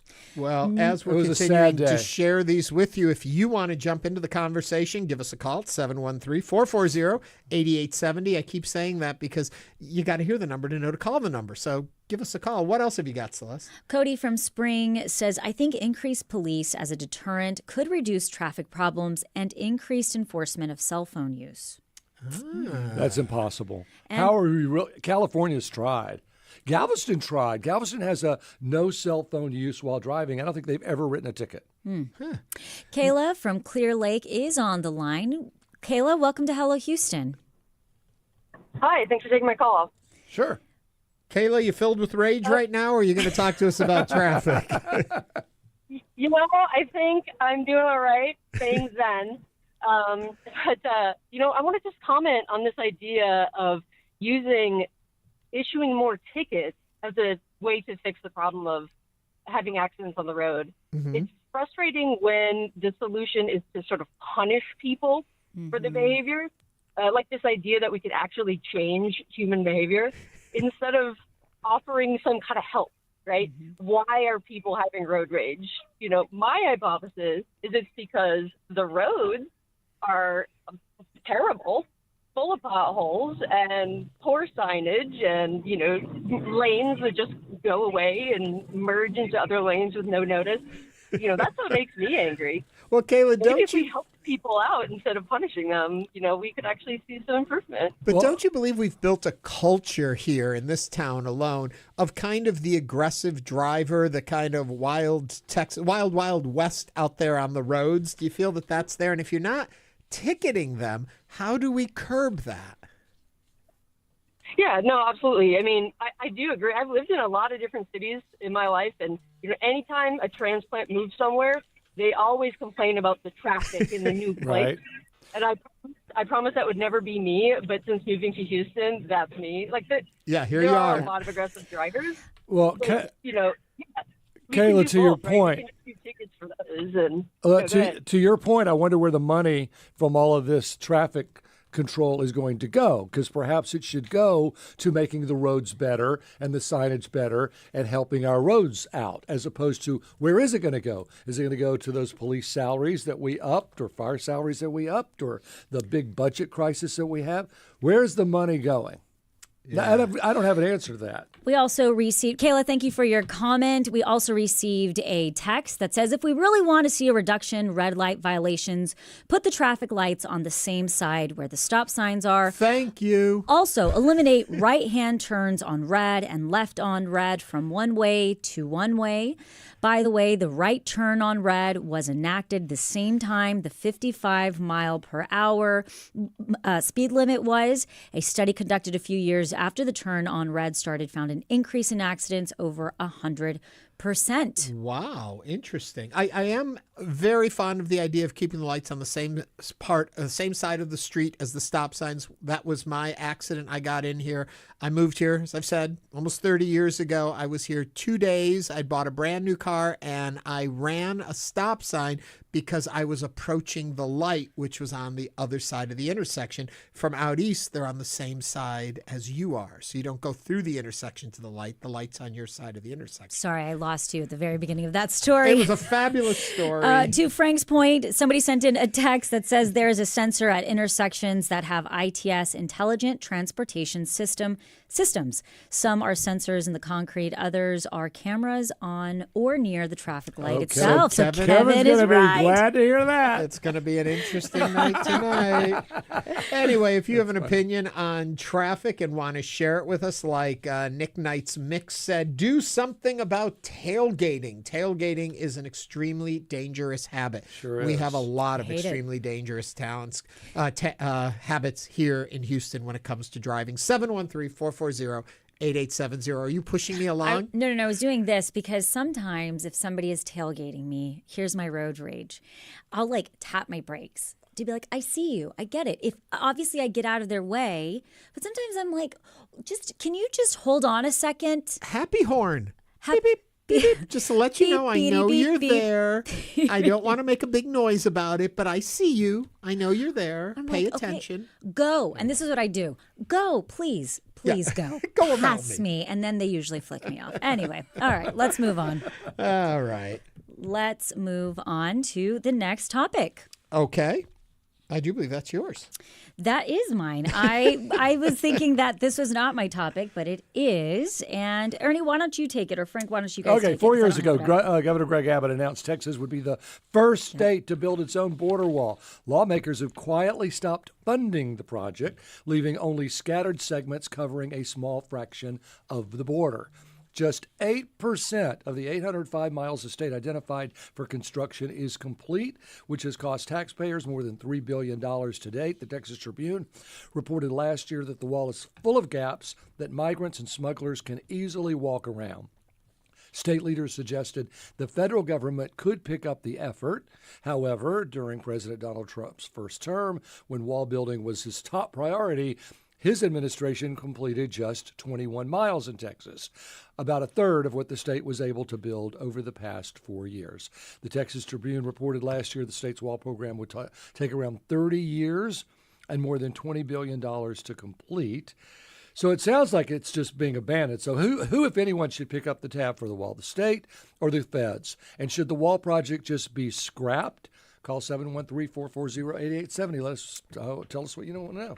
I just think in a world of such high-tech technology, building a wall doesn't solve the problem. We've seen how many videos of when they build a wall, it takes 28 seconds for them to get under it or over it or around it. Look what drones can do these days. Yeah, I think there's better ways to do this. For the record, I grew up in South Texas, right on the border. I went to University of Texas, Rio Grande Valley, used to be UT Brownsville, and our golf course is split by a wall. It is literally half of it is in this area that is half in Mexico, the other half is in Texas.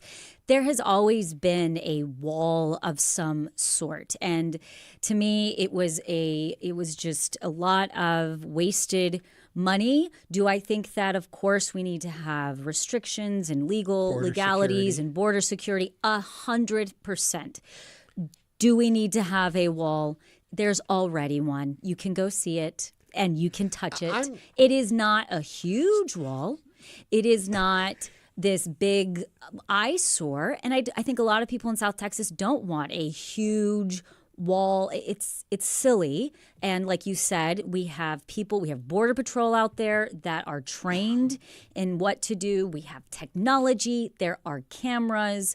At the end of the day, it doesn't work. There are sensors. You name it. And even if we had a complete wall, like if Donald Trump had been able to blink and suddenly we had a complete wall, it wouldn't stop illegal immigration. And the thing is that we are seeing a major stop already with the policies that are being implemented. I'm sorry. I am still caught up in your story about your golf course has a wall down the middle of it. How do you play golf? Yes, I believe, yes. I'm going to have to fact check this. To get to the back nine? No, but there is a portion essentially of the UTB golf course that is in this area that is basically between. You're not quite in Mexico and you're not quite in Texas. It's this area. So do you play pickleball? Pickleball. No, but border people that grew up on the border get it. All right. If you have a thought on the border wall, completing it, or lack thereof, 440-8870. I want to get onto my story. What else you got? And for I know us, you tried Ernie? to get me there a minute ago, but I pushed you back to yours. Mine is Trump Mobile isn't a nickname for the presidential limo, but a new cell phone company affiliated with President Trump. The Trump Organization, the family business managed by the president's children, announced yesterday it's launching a phone service called T1 Mobile. It offers a no-contract plan that includes unlimited wireless calls, text, and data, as well as 24/7 roadside assistance, telehealth options, and U.S.-based customer service for $47.45 a month. Why am I giving the price? Because it references Trump's status as the 47th and 45th president. The company is also selling the T1 phone, a gold Android smartphone, gold is in quotes, for $499, which it claims will be designed and produced in the U.S. by a third-party partner. Trump Mobile will connect customers on 5G service from AT&T, Verizon, and T-Mobile, replicating the business model of Ryan Reynolds' Mint Mobile. Who's signing up for Trump Mobile? Who thinks this is a great idea? Who's concerned that the president is profiteering off his presidency? Or is it a great business move? 713-440-8870. Well, the president is resourceful. You know why he's doing this? Do tell. Apple won't play ball. Oh. Yeah, it's a stick it to Apple. But is it really going to make an impact? I don't know. If it's like his university or his planes or his water, steak, no, his crypto.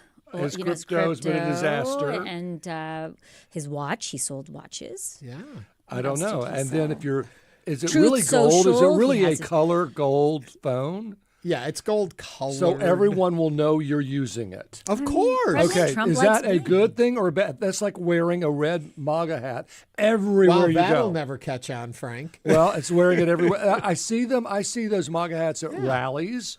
I don't really just see them at restaurants. But you're going to see gold phones at restaurants if people have them because everybody's on them or on the There is pride in supporting your president for the Trump supporters, and I'm sure they want to And there is show pride, their but there's also trouble. I don't want trouble. We did receive a text regarding the wall, my earlier topic, that said, the wall will not stop anyone who really wants to get into the USA. That is what was Did you see Alex Garza? I love Alex. I don't know Alex, but I love his comments. What did she say? Let's see. Yikes, I wouldn't link any bank accounts on that phone. Seems he has a concern point there. I don't know. I just think. I don't know that I would Did you either. buy, the First Lady also had during crypto. Christmas. No, during Christmas she had ornaments. She was selling ornaments. Well, that's okay. From her Etsy store at the From White her House. store. They have little I just cameras in them, and they're watching you. When it comes to marketing, you got to give the president credit. I mean, the pricing, $47.45. You know, 47, somebody's thinking this stuff through. I had a Trump tie once. Yeah. Bernie has Trump cologne. I have a bottle of Trump Success, a cologne, sitting on my desk really? in my office, and I like you're to welcome spray it. Yeah, Well- Celeste does it just to annoy me. It has a rather pungent aroma. That stays with you May all have been day. that it's been in that bottle for Before a really I get long in trouble, time. let me tell my tie story. All right. Okay. It was Breast Cancer Awareness Month. I needed a pink tie. Yes. So I ran into Macy's. I grabbed the first pink tie I was between shows. I grabbed the first pink tie I could, put it on, went with it. I got home. I went, this is a Trump tie. I know. Wow. Was it made in America? I don't know, but I don't have it anymore. All right. Well, as much as I love this chit chat of ours, I do want to let everyone know today is not just National Mascot Day. Yeah. For all you furries out there, it is National Root Beer Day. I love root beer. I do too, but I not with do ice cream in too. it. Have you ever done a root beer float? I don't Have like I root ever? beer Of floats. course Do I you? I love a root beer No. float. Ice cream is for hot fudge, and that's it. Well, coming up, something that will excite you more than a root beer float. The Founders Club at the Hobby Center is about to announce their new season of concerts, and they're going to do it right here with us right after this.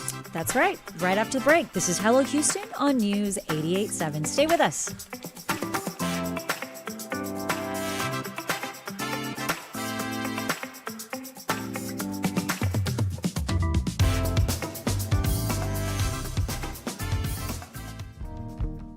You want to buy a house in America, you are going to owe money for a long, long time. More than 90% of home purchases are financed with 30-year fixed-rate loans, and it really differentiates the U.S. from other countries around the world. I'm Kai Risdal, the history of the 30-year fixed.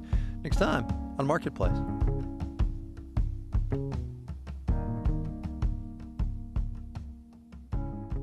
You can listen to Marketplace. That's on tonight at 6:30.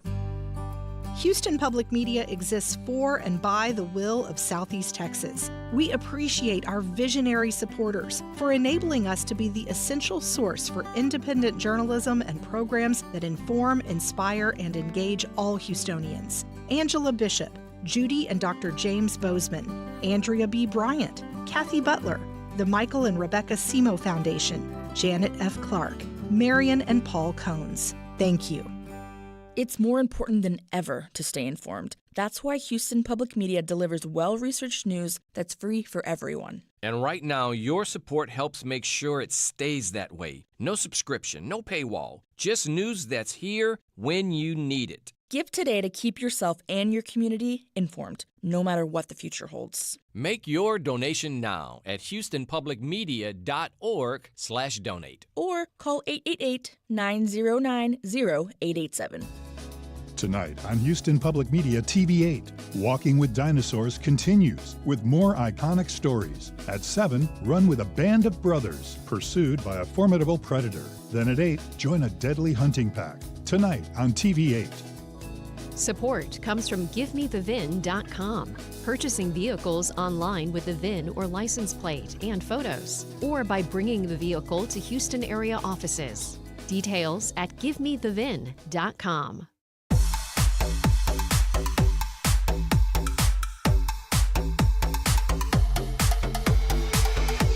And now back to Hello Houston. To comment on any of today's topics, call 713-440-8870 or email us at talk@hellohouston.org. Now back to Ernie Manous, Celeste Diaz-Sherman, and Frank Billingsley. Okay, the Hobby Center for the Performing Arts has been having great success with their series Live at the Founders Club, an intimate cabaret-style concert series featuring local and global talent, highlighting 3 genres of music primarily: jazz, world music, and the Broadway songbook. So after 2 seasons, they have featured some very wonderful performers, from Sally Mays to Storm Large to Queen Moore, who's coming this weekend. But time has come for the Hobby Center to announce their all-new season coming this fall. And we're going to do it right here, right now on our show. With us is Deborah Lugo, who is the Vice President of Programming and Education. Welcome to the program. Thank you for having us. And Lise Bohn, who is the Vice President of Advancement. Lisa, welcome. Thank you. We are so thrilled to be here. Okay, before we get to the lineup of who's coming this year, which one of you wants to inform people of what this is and why it came into being? I'll start Deborah. by saying that the Hobby Center has a new mission and vision. We are moving from serving as a landlord to serving as a connector, convener, and incubator for Houston audiences and artists. And this series really just grew out of that idea. How can we really connect artists with audiences? How can we really expand our reach and support the local artists, but also bring to the table and to Houston amazing artistry that sometimes doesn't get to our city? Yeah. Lisa, we've known each other more years than I think either of us would want to admit, because people would start doing the math. And Welcome to the club. We've often talked about that this is a tough city when it comes to the idea of cabaret. But part of that is people just don't get what that means. They think sequins and feather boas, but cabaret is so much more. Yes. And this really is creating that kind of entertainment experience for Houston. This exists in many other big cities. It just hasn't been really a focus here in Houston. So this is so much fun at the Hobby Center. So the space is a small space that is on the top floor of the Hobby Center. The stage is actually set against the window wall, so you have this amazing view of the skyline. It is a really different way to experience the city. And it's intimate, too. Yes. How big? It varies. It's about 140. Varies a little depending on the performer, but very intimate. Tables of 4. So you can come with friends or you can make new friends. Both of those opportunities exist. Food and beverage service before the show. You can come before the show, have a drink, have some snacks, and throughout the show. And what's usually the time of the show? Like 8 to 10, or? So the doors open at 6. Shows start at 7:30. It really is. So it really is it's a date night. It is totally a date night. That's what I was thinking. Wonderful date night. So when do you start? What is the season? The dates or what? Are we ready to announce Are we ready to get going? Are we ready? No, I want to know the dates first. All right, the dates. It's all through the next year. Well, what does that mean? Does it start in September? Yes. It starts in Well, September. we're about to find out, Frank. And I it see. That's ends all in June. together. Yes. So Do we need a here drum we go. roll? I can't Let's stand it. dig into it. You are opening the season with, and I'll let you guys decide which one of you wants to attack which ones, but what are we I'll opening start with? with Okay. Miguel Zenon. This is a fabulous Puerto Rican alto saxophone player who is a Grammy winner, MacArthur genius, Doris Duke fellow. I mean, we're opening with really a fabulous artist that will be premiering his new album with us at Live at the Founders Club in September. So we open September 12th and 13th. That's the first one of our series. And we have, as you mentioned, Ernie, we have 3 different genres: jazz, the Broadway song, and also world music. And we have 3 artists that fall within each of those different categories. So Miguel starts our jazz series in September. And before we move on to the idea, if you didn't have this series, where would these artists have an outlet in our community? They both are very quiet. And I think, going back to our mission, right? Serving as a connector, convener, and incubator for artists and audiences. And it is our role as a performing arts center to provide this kind of opportunity to local talent, but also to artists that do not get the opportunity to come to Houston. There's a lot of niche talent out there. There's niche a talent lot of that need may for not be space. able to play a 2,000-seat hall. But we need to have that music in our community. We need to educate our audiences that this exists, that there's a rich culture of this, and it's a great way to start the season. Go to our next show then, coming in October. Next one in October. We're going to say all the dates for Frank, particularly. October 10th and 11th. I have a very busy schedule, Frank is Lisa. writing everything down. If you're watching this on YouTube, you'll see him taking notes. So this is a Houston-based artist, Ana Maria Barceló. And this show I am so excited about. This will be the first time that we have a dance component as part of Live at the Founders Club, because this is a flamenco journey. Beautiful. So we will actually have some flamenco dance as part of this performance, and so excited about the way that Ana Maria is exploring connections between kind of the roots in Spain and the dialogue, the conversation and exchange that exists with flamenco in the Americas. You say flamenco and instantly I hear yeah. I hear that and it excites me. Gypsy but Kings. Also you say local, and that excites me too, that we're giving our own local artists an opportunity to perform in this venue. That is a key part of this series, that we have both national and international artists who you might not get to see otherwise in Houston, and that we're getting to celebrate the amazing talent that already exists here in our city. Any audience participation? I mean, we shall see. We shall you never see. know. You never know.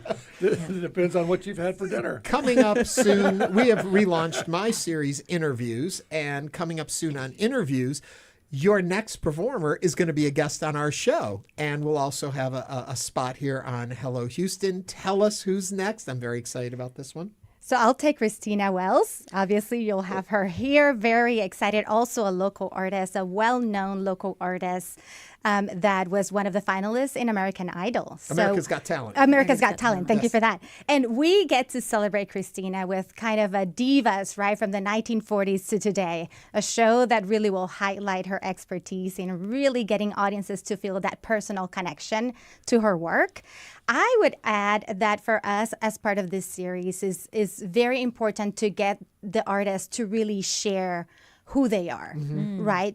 For audiences to get to know them personally and how they really got to be where they are today. Yeah. That's a big piece of the puzzle. So we have Christina with us in November. The beauty of cabaret is the storytelling that comes with it. It's not just a concert. It's not just a song cycle.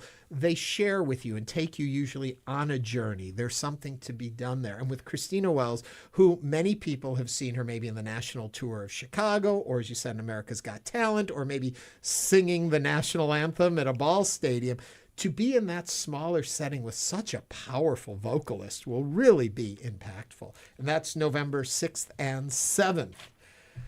Lisa. Then we take a break for Christmas. That's exactly right. We'll have a little holiday rest. Yes. And then we will come back in January with American Patchwork Quartet. Such an amazing group. This is, shockingly, a quartet. Is that 4 people? It is indeed, Frank. I'm so glad you asked. A traditional quartet of 4. Frank's really on the ball. Yeah. I got it. And who is this? But they really, this is a amazing way of taking a different perspective and look at the music that really is rooted in America, folk music, that is part of America's cultural tradition, but through a multicultural lens. That's very interesting. that brings in elements of Hindustani classical music, jazz, all sorts of other influences as a way of kind of reimagining American folk music. And this for us is also a really great way to think about kind of the birthday of our country as we're celebrating that now, and the immigrant experience that has been part of that and how that continues to live and evolve. We'll be in 2026. I know, flying cars. Yeah, when I looked at happen. I kept writing this out wrong because writing 2026 seems so far away, and we're just a couple of months. But something that is just a couple of months and will take us close to Valentine's Day will be your next show. Always, Love Always. Tell me about it. Definitely a Valentine's show. Definitely. It's titled Love Always, celebrating the romance of Nat King Cole. And the artist is Jumani Smith. I got to see Jumani in New York York. He's a trumpet player, the longtime trumpeter for Michael Bublé. So you'll get to hear that artist here in Houston with his quartet. And it's a tribute to the great Nat King Cole. What better than that for Valentine's with light bites overseeing the downtown skyline, right? Very romantic. That if you're looking for something for your Valentine, you can plan ahead there. What I looked him up. I wasn't familiar with him as a solo artist. Of course, I realized that when he worked with Mike Bublé, I'd heard him before. What a great command of the instrument he has. And then he also does some singing too. And Correct. He's a multi-hyphenate artist, they would say these days. Okay, everyone knows when you're talking theater music, you're talking Sondheim. What have you got for us coming in March? So one of kind of those genres that we really focus on is the Broadway songbook, and it really doesn't get more Broadway songbook than Stephen Sondheim. Yeah. So this is iconic.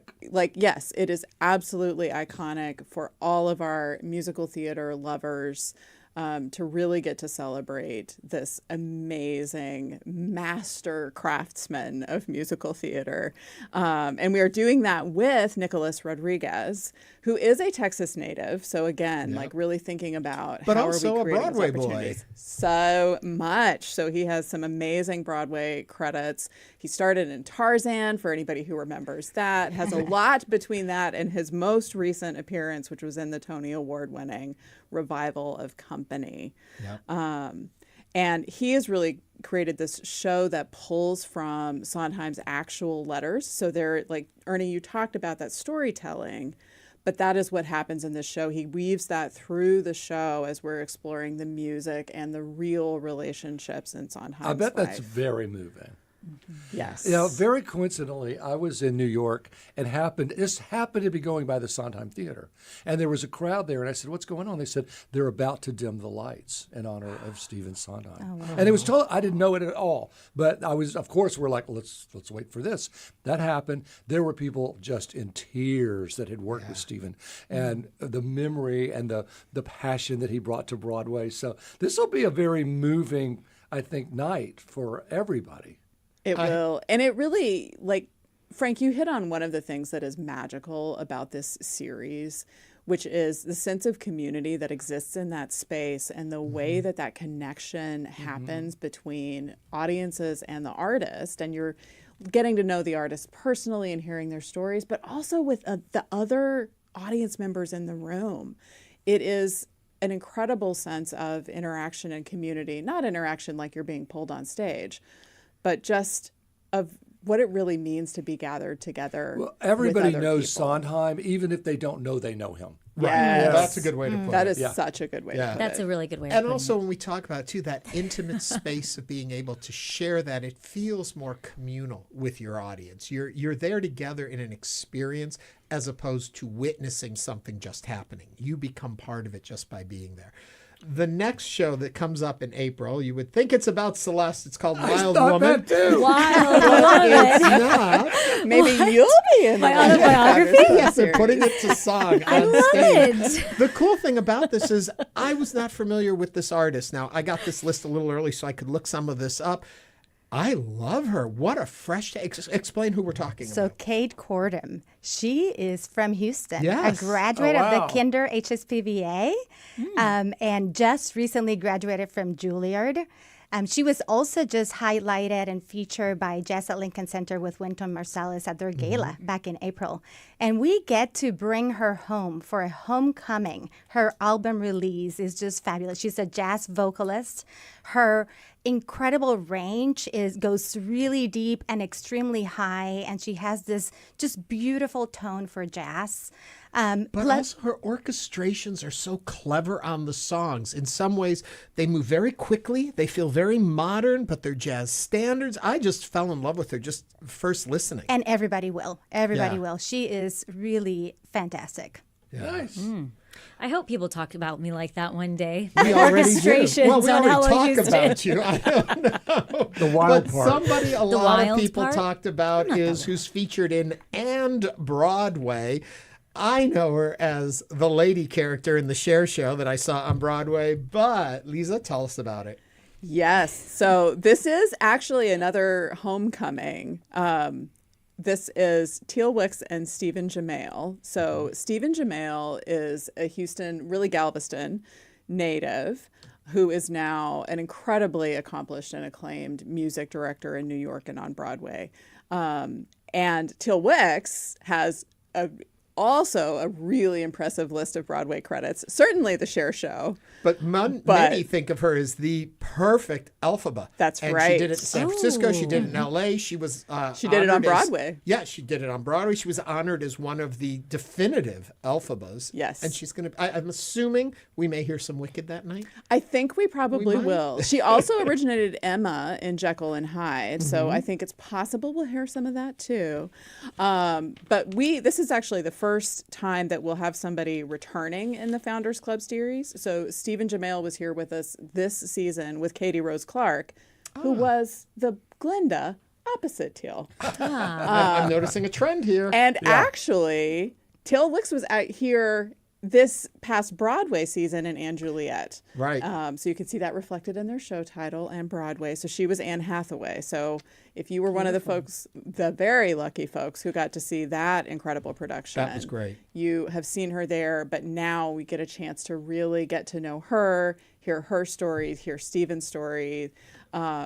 It's so much fun to see like what that conversation is between them on stage, lots of backstage stories, really get to go kind of behind the scenes of what it is to be a Broadway star. Deborah, wrap it up now. We're running tight on time. So the last show of the season we have the Alfredo Rodriguez Trio, and he will be performing Havana Groups. We close, this is kind of part of our Global Sounds.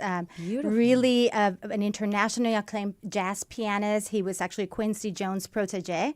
So we get to hear anything from, Cuban rhythms, timba, salsa, jazz, and we close with a really big bang. It will be a dance party at Life of the Founders Club. I love to dance, so this sounds like my type of show. The beautiful thing about this is you may fall into just one of these categories, but I recommend sampling the others that are there. You folks have done a great job at curating a wonderful season.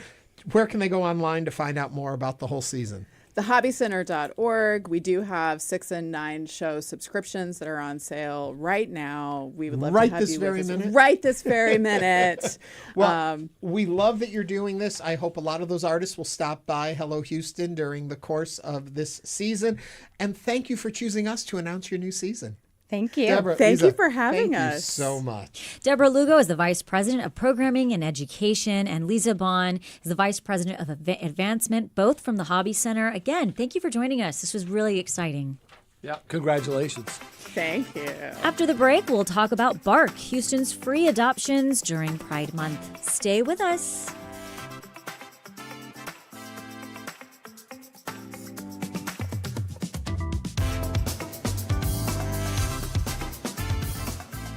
Hi, I'm Craig Cohen, the host of Houston Matters. Join me weekday mornings at 9 or at your leisure on your podcast feed for your daily guide to the people, places, issues, and ideas that define Greater Houston. From politics to the economy, energy to the environment, healthcare to education to transportation and beyond. If it matters to Houston, it matters to us. Check us out wherever you get your podcasts or live on the air weekdays at 9 a.m. right here on News 88.7. In his first 6 months, President Trump has reversed decades of U.S. climate policy. So far, he's again withdrawn the U.S. from the Paris Climate Agreement, rolled back regulations aimed at keeping our air and water clean, and cut staffing and spending on environmental agencies and programs, plus lots more. We explore the environmental policy updates you should know about and those you may have missed. Next time on 1A. You can hear 1A this afternoon at 2 p.m. Donations come in many forms: a monthly membership, a one-time gift, and that extra vehicle you no longer need. We take any kind of vehicle in any condition. Learn more at houstonpublicmedia.org/cars. And thank you. Support comes from the Eternal Gandhi Museum, celebrating International Day of Yoga with an open house, yoga for all skill levels, cultural performances, and more. Open to the public, June 21st. Registration at egmh.org. Support comes from Pearland, Texas, offering new construction with custom options and amenities, mature neighborhoods filled with trees, and urban living. Details at pearlandedc.com/inspiration. Pearland, inspiration lives here. Support for Houston Public Media comes from listeners like you and from Uptown Appliance, serving the Houston and Dallas areas with appliance services for multiple brands. Technicians provide long-term care and services. More at uptownappliance.com. And now back to Hello Houston. To share your thoughts on any of today's topics, call 713-440-8870 or email us at talk@hellohouston.org. Now here's Ernie Manous, Celestia Sherman, and Frank Billingsley. We are back on Hello Houston. We just had an amazing segment with a hobby center announcing Live at the Founders Club. Live at the Founders Club. They just announced it on our show. And you were talking about cabaret and your thoughts on it. Say what you're saying. I was asking you, Ernie, I was saying that a lot of people, I think, don't connect with cabaret specifically in general. I know that there are theater people that understand it. But explain to us the nuance, because I think cabaret and I immediately think tassels. Right, like we said, sequins, jazz hands, feather boas, we're losing and all that. some clothes. But cabaret is really the whole concept of the intimate musical experience with an artist sharing their artistry with you. And it's funny because you hear about these big clubs in New York, these cabaret clubs in New York, and you go there and they're tiny, tiny, tiny. Like 15 Below. And yeah, Michael that one's a little bit Feinstein bigger, stuff. but like Feinstein's or what's the one in the hotel, the famous one? Why am I That where escaping Luann me? de Lesseps, Countess Luann from Real House of New York, performed. They're tiny, they're intimate, they're an experience. And for us in Houston to support that is so important because, like we said during the interview, they can't sell huge halls. I also think that there's this misconception of the Broadway show cabaret.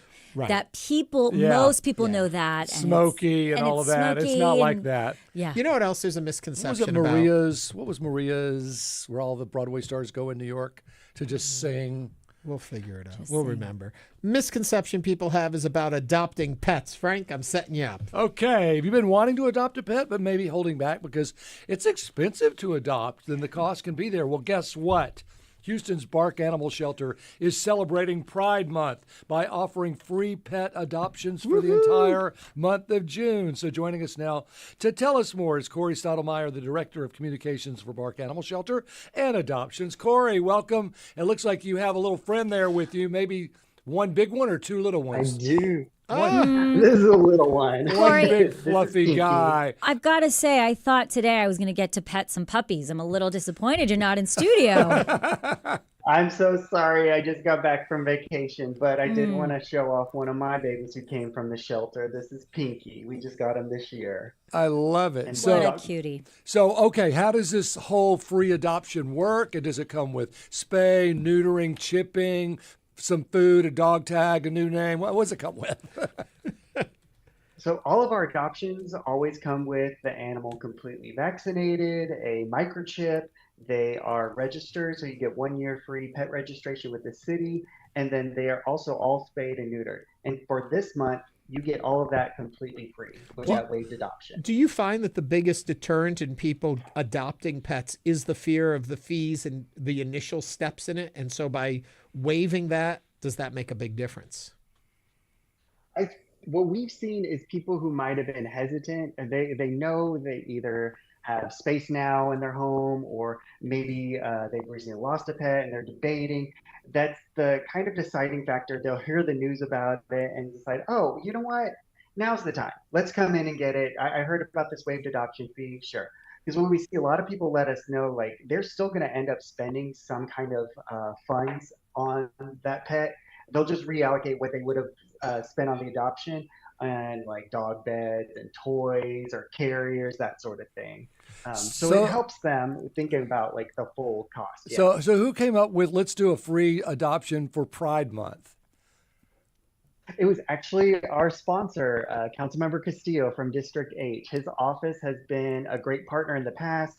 They've done some wellness services for his district in the past.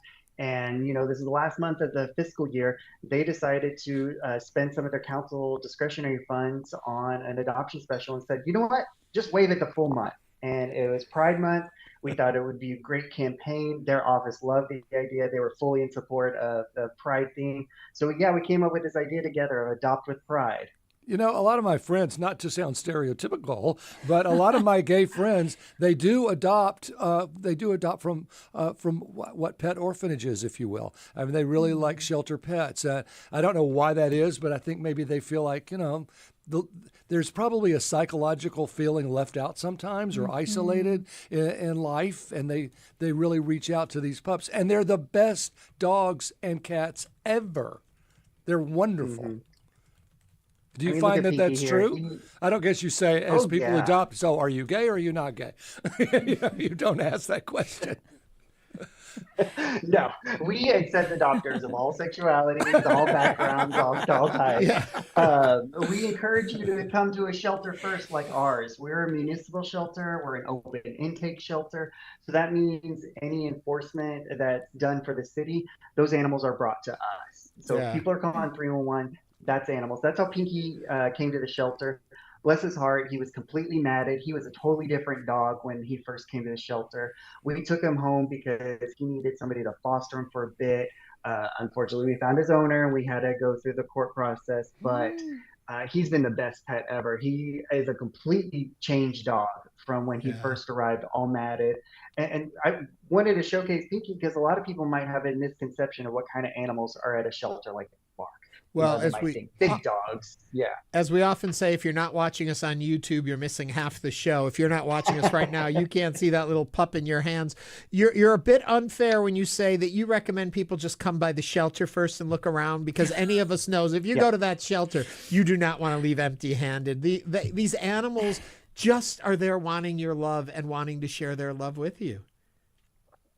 We have all kinds of pets for all types of people, whether you're looking for a younger puppy, a more mature dog, an animal that's more settled into its personality. We have lots of cats right now too. Cats, kittens. We have full litters needing to find homes as well. Cory, what are the current pet adoption numbers for the city of Houston right now, or more or less adoptions? What do we know about that? So we actually had 1,000 more adoptions done last year than the previous year. I mean, part of that is we've had more animals being brought in. We're probably on track. We did over 20,000 intakes last year. We're probably going to reach up to maybe 24 this year. We've been doing some sweeps with different council districts. Our enforcement officers have been working pretty hard to make sure they're responding to those calls.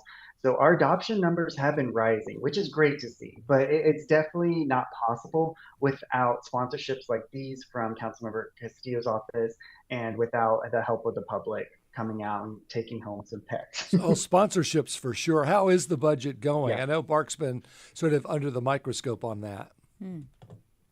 Yeah, thankfully we had some budget amendments passed. So we have like a cleaning crew that helps our staff out. That crew is a contract that comes and helps us clean the shelter. So our staff can get to work when we're ready to open at noon every day and get those animals out the door. And we also got some funding for additional animal enforcement officers.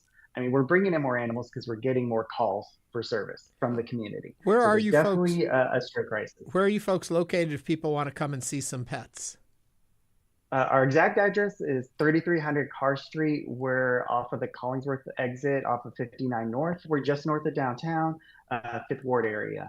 And so we're open Sundays. We're open Tuesday through Sunday, from noon to 5 p.m. Is there anything that someone should know when they adopt a pet? I mean, who's the matchmaker there? Well, I don't want to say not every pet's going to be docile and perfect and a great family pet. I mean, there are going to be some pets that aren't great for your family. How do you identify that? Our staff members kind of get to learn the animals in their kennel environment. Obviously, an animal is going to be different outside the shelter. So really, you should know when you're talking to our staff what your specific needs are at home, or what your house is set up like, or if you're renting, what kind of size animal would work best. If you have existing animals, you can kind of let our staff know so they can guide you. We have a lot of volunteers who spend a lot of time with the animals as well, and they come and do adoption counseling for us. They can help you out further as well. So you really need to know what your specific kind of needs are at home first before you come to the shelter. We're speaking with Cory Stottlemyer, the director of BARC Animal Shelter. We did get a text for you, Cory, that asks, we recently accepted a rescue dog. He's young and frankly needs to be neutered. Are there any free services or deeply discounted services for this in Houston? Thanks and keep up the great work. We are looking at, nothing to announce yet. We have had some vet shortages, but thankfully we've added another vet this past year. So hopefully in the near future, look for our website. We should be offering public spay neuter. We're going to have an event coming up. I do believe all the spots are filled up, but we do about once a month free or low cost spay neuter events, thanks to some sponsors from our friends at BARC. We do partner with Houston Pet Set. If you look up at their website, they offer low and free cost spay neuter services. SNAP is a great partner as well. Yeah. I know those spots are limited. It's a big demand for those services, but we do sponsor them through the city. Okay. Cory and Pinky Stottlemyer, thank you for joining us today on Hello Houston. Cory Stottlemyer is the Director of Communications for BARC Animal Shelter and Adoptions. BARC will be offering free pet adoptions now through Monday, June 30th. And that brings us to the end of our show. We want to thank you for listening, chatting, engaging, calling into Hello Houston. We will be back tomorrow with more conversations. This is News 88.7. Thanks for listening to Hello Houston. Join us every Monday through Friday from 11 a.m. to 1 p.m. to talk all things Houston. The Hello Houston production team includes Garrett Bowman, William Menjivar, Jen Altide, Todd Holslander, and Jim Kovacic. For the latest in local news, subscribe to the Hello Houston daily newsletter at houstonpublicmedia.org. Hello Houston is a production of Houston Public Media. The opinions expressed by the guests of this program are solely their own and do not represent the views of management, staff, or underwriters of Houston Public Media. This is News 88.7. Support for Houston Public Media comes from Gulf Coast Blood. The need for blood is constant. Giving on an ongoing basis helps ensure blood is always available for patients in local hospitals. Info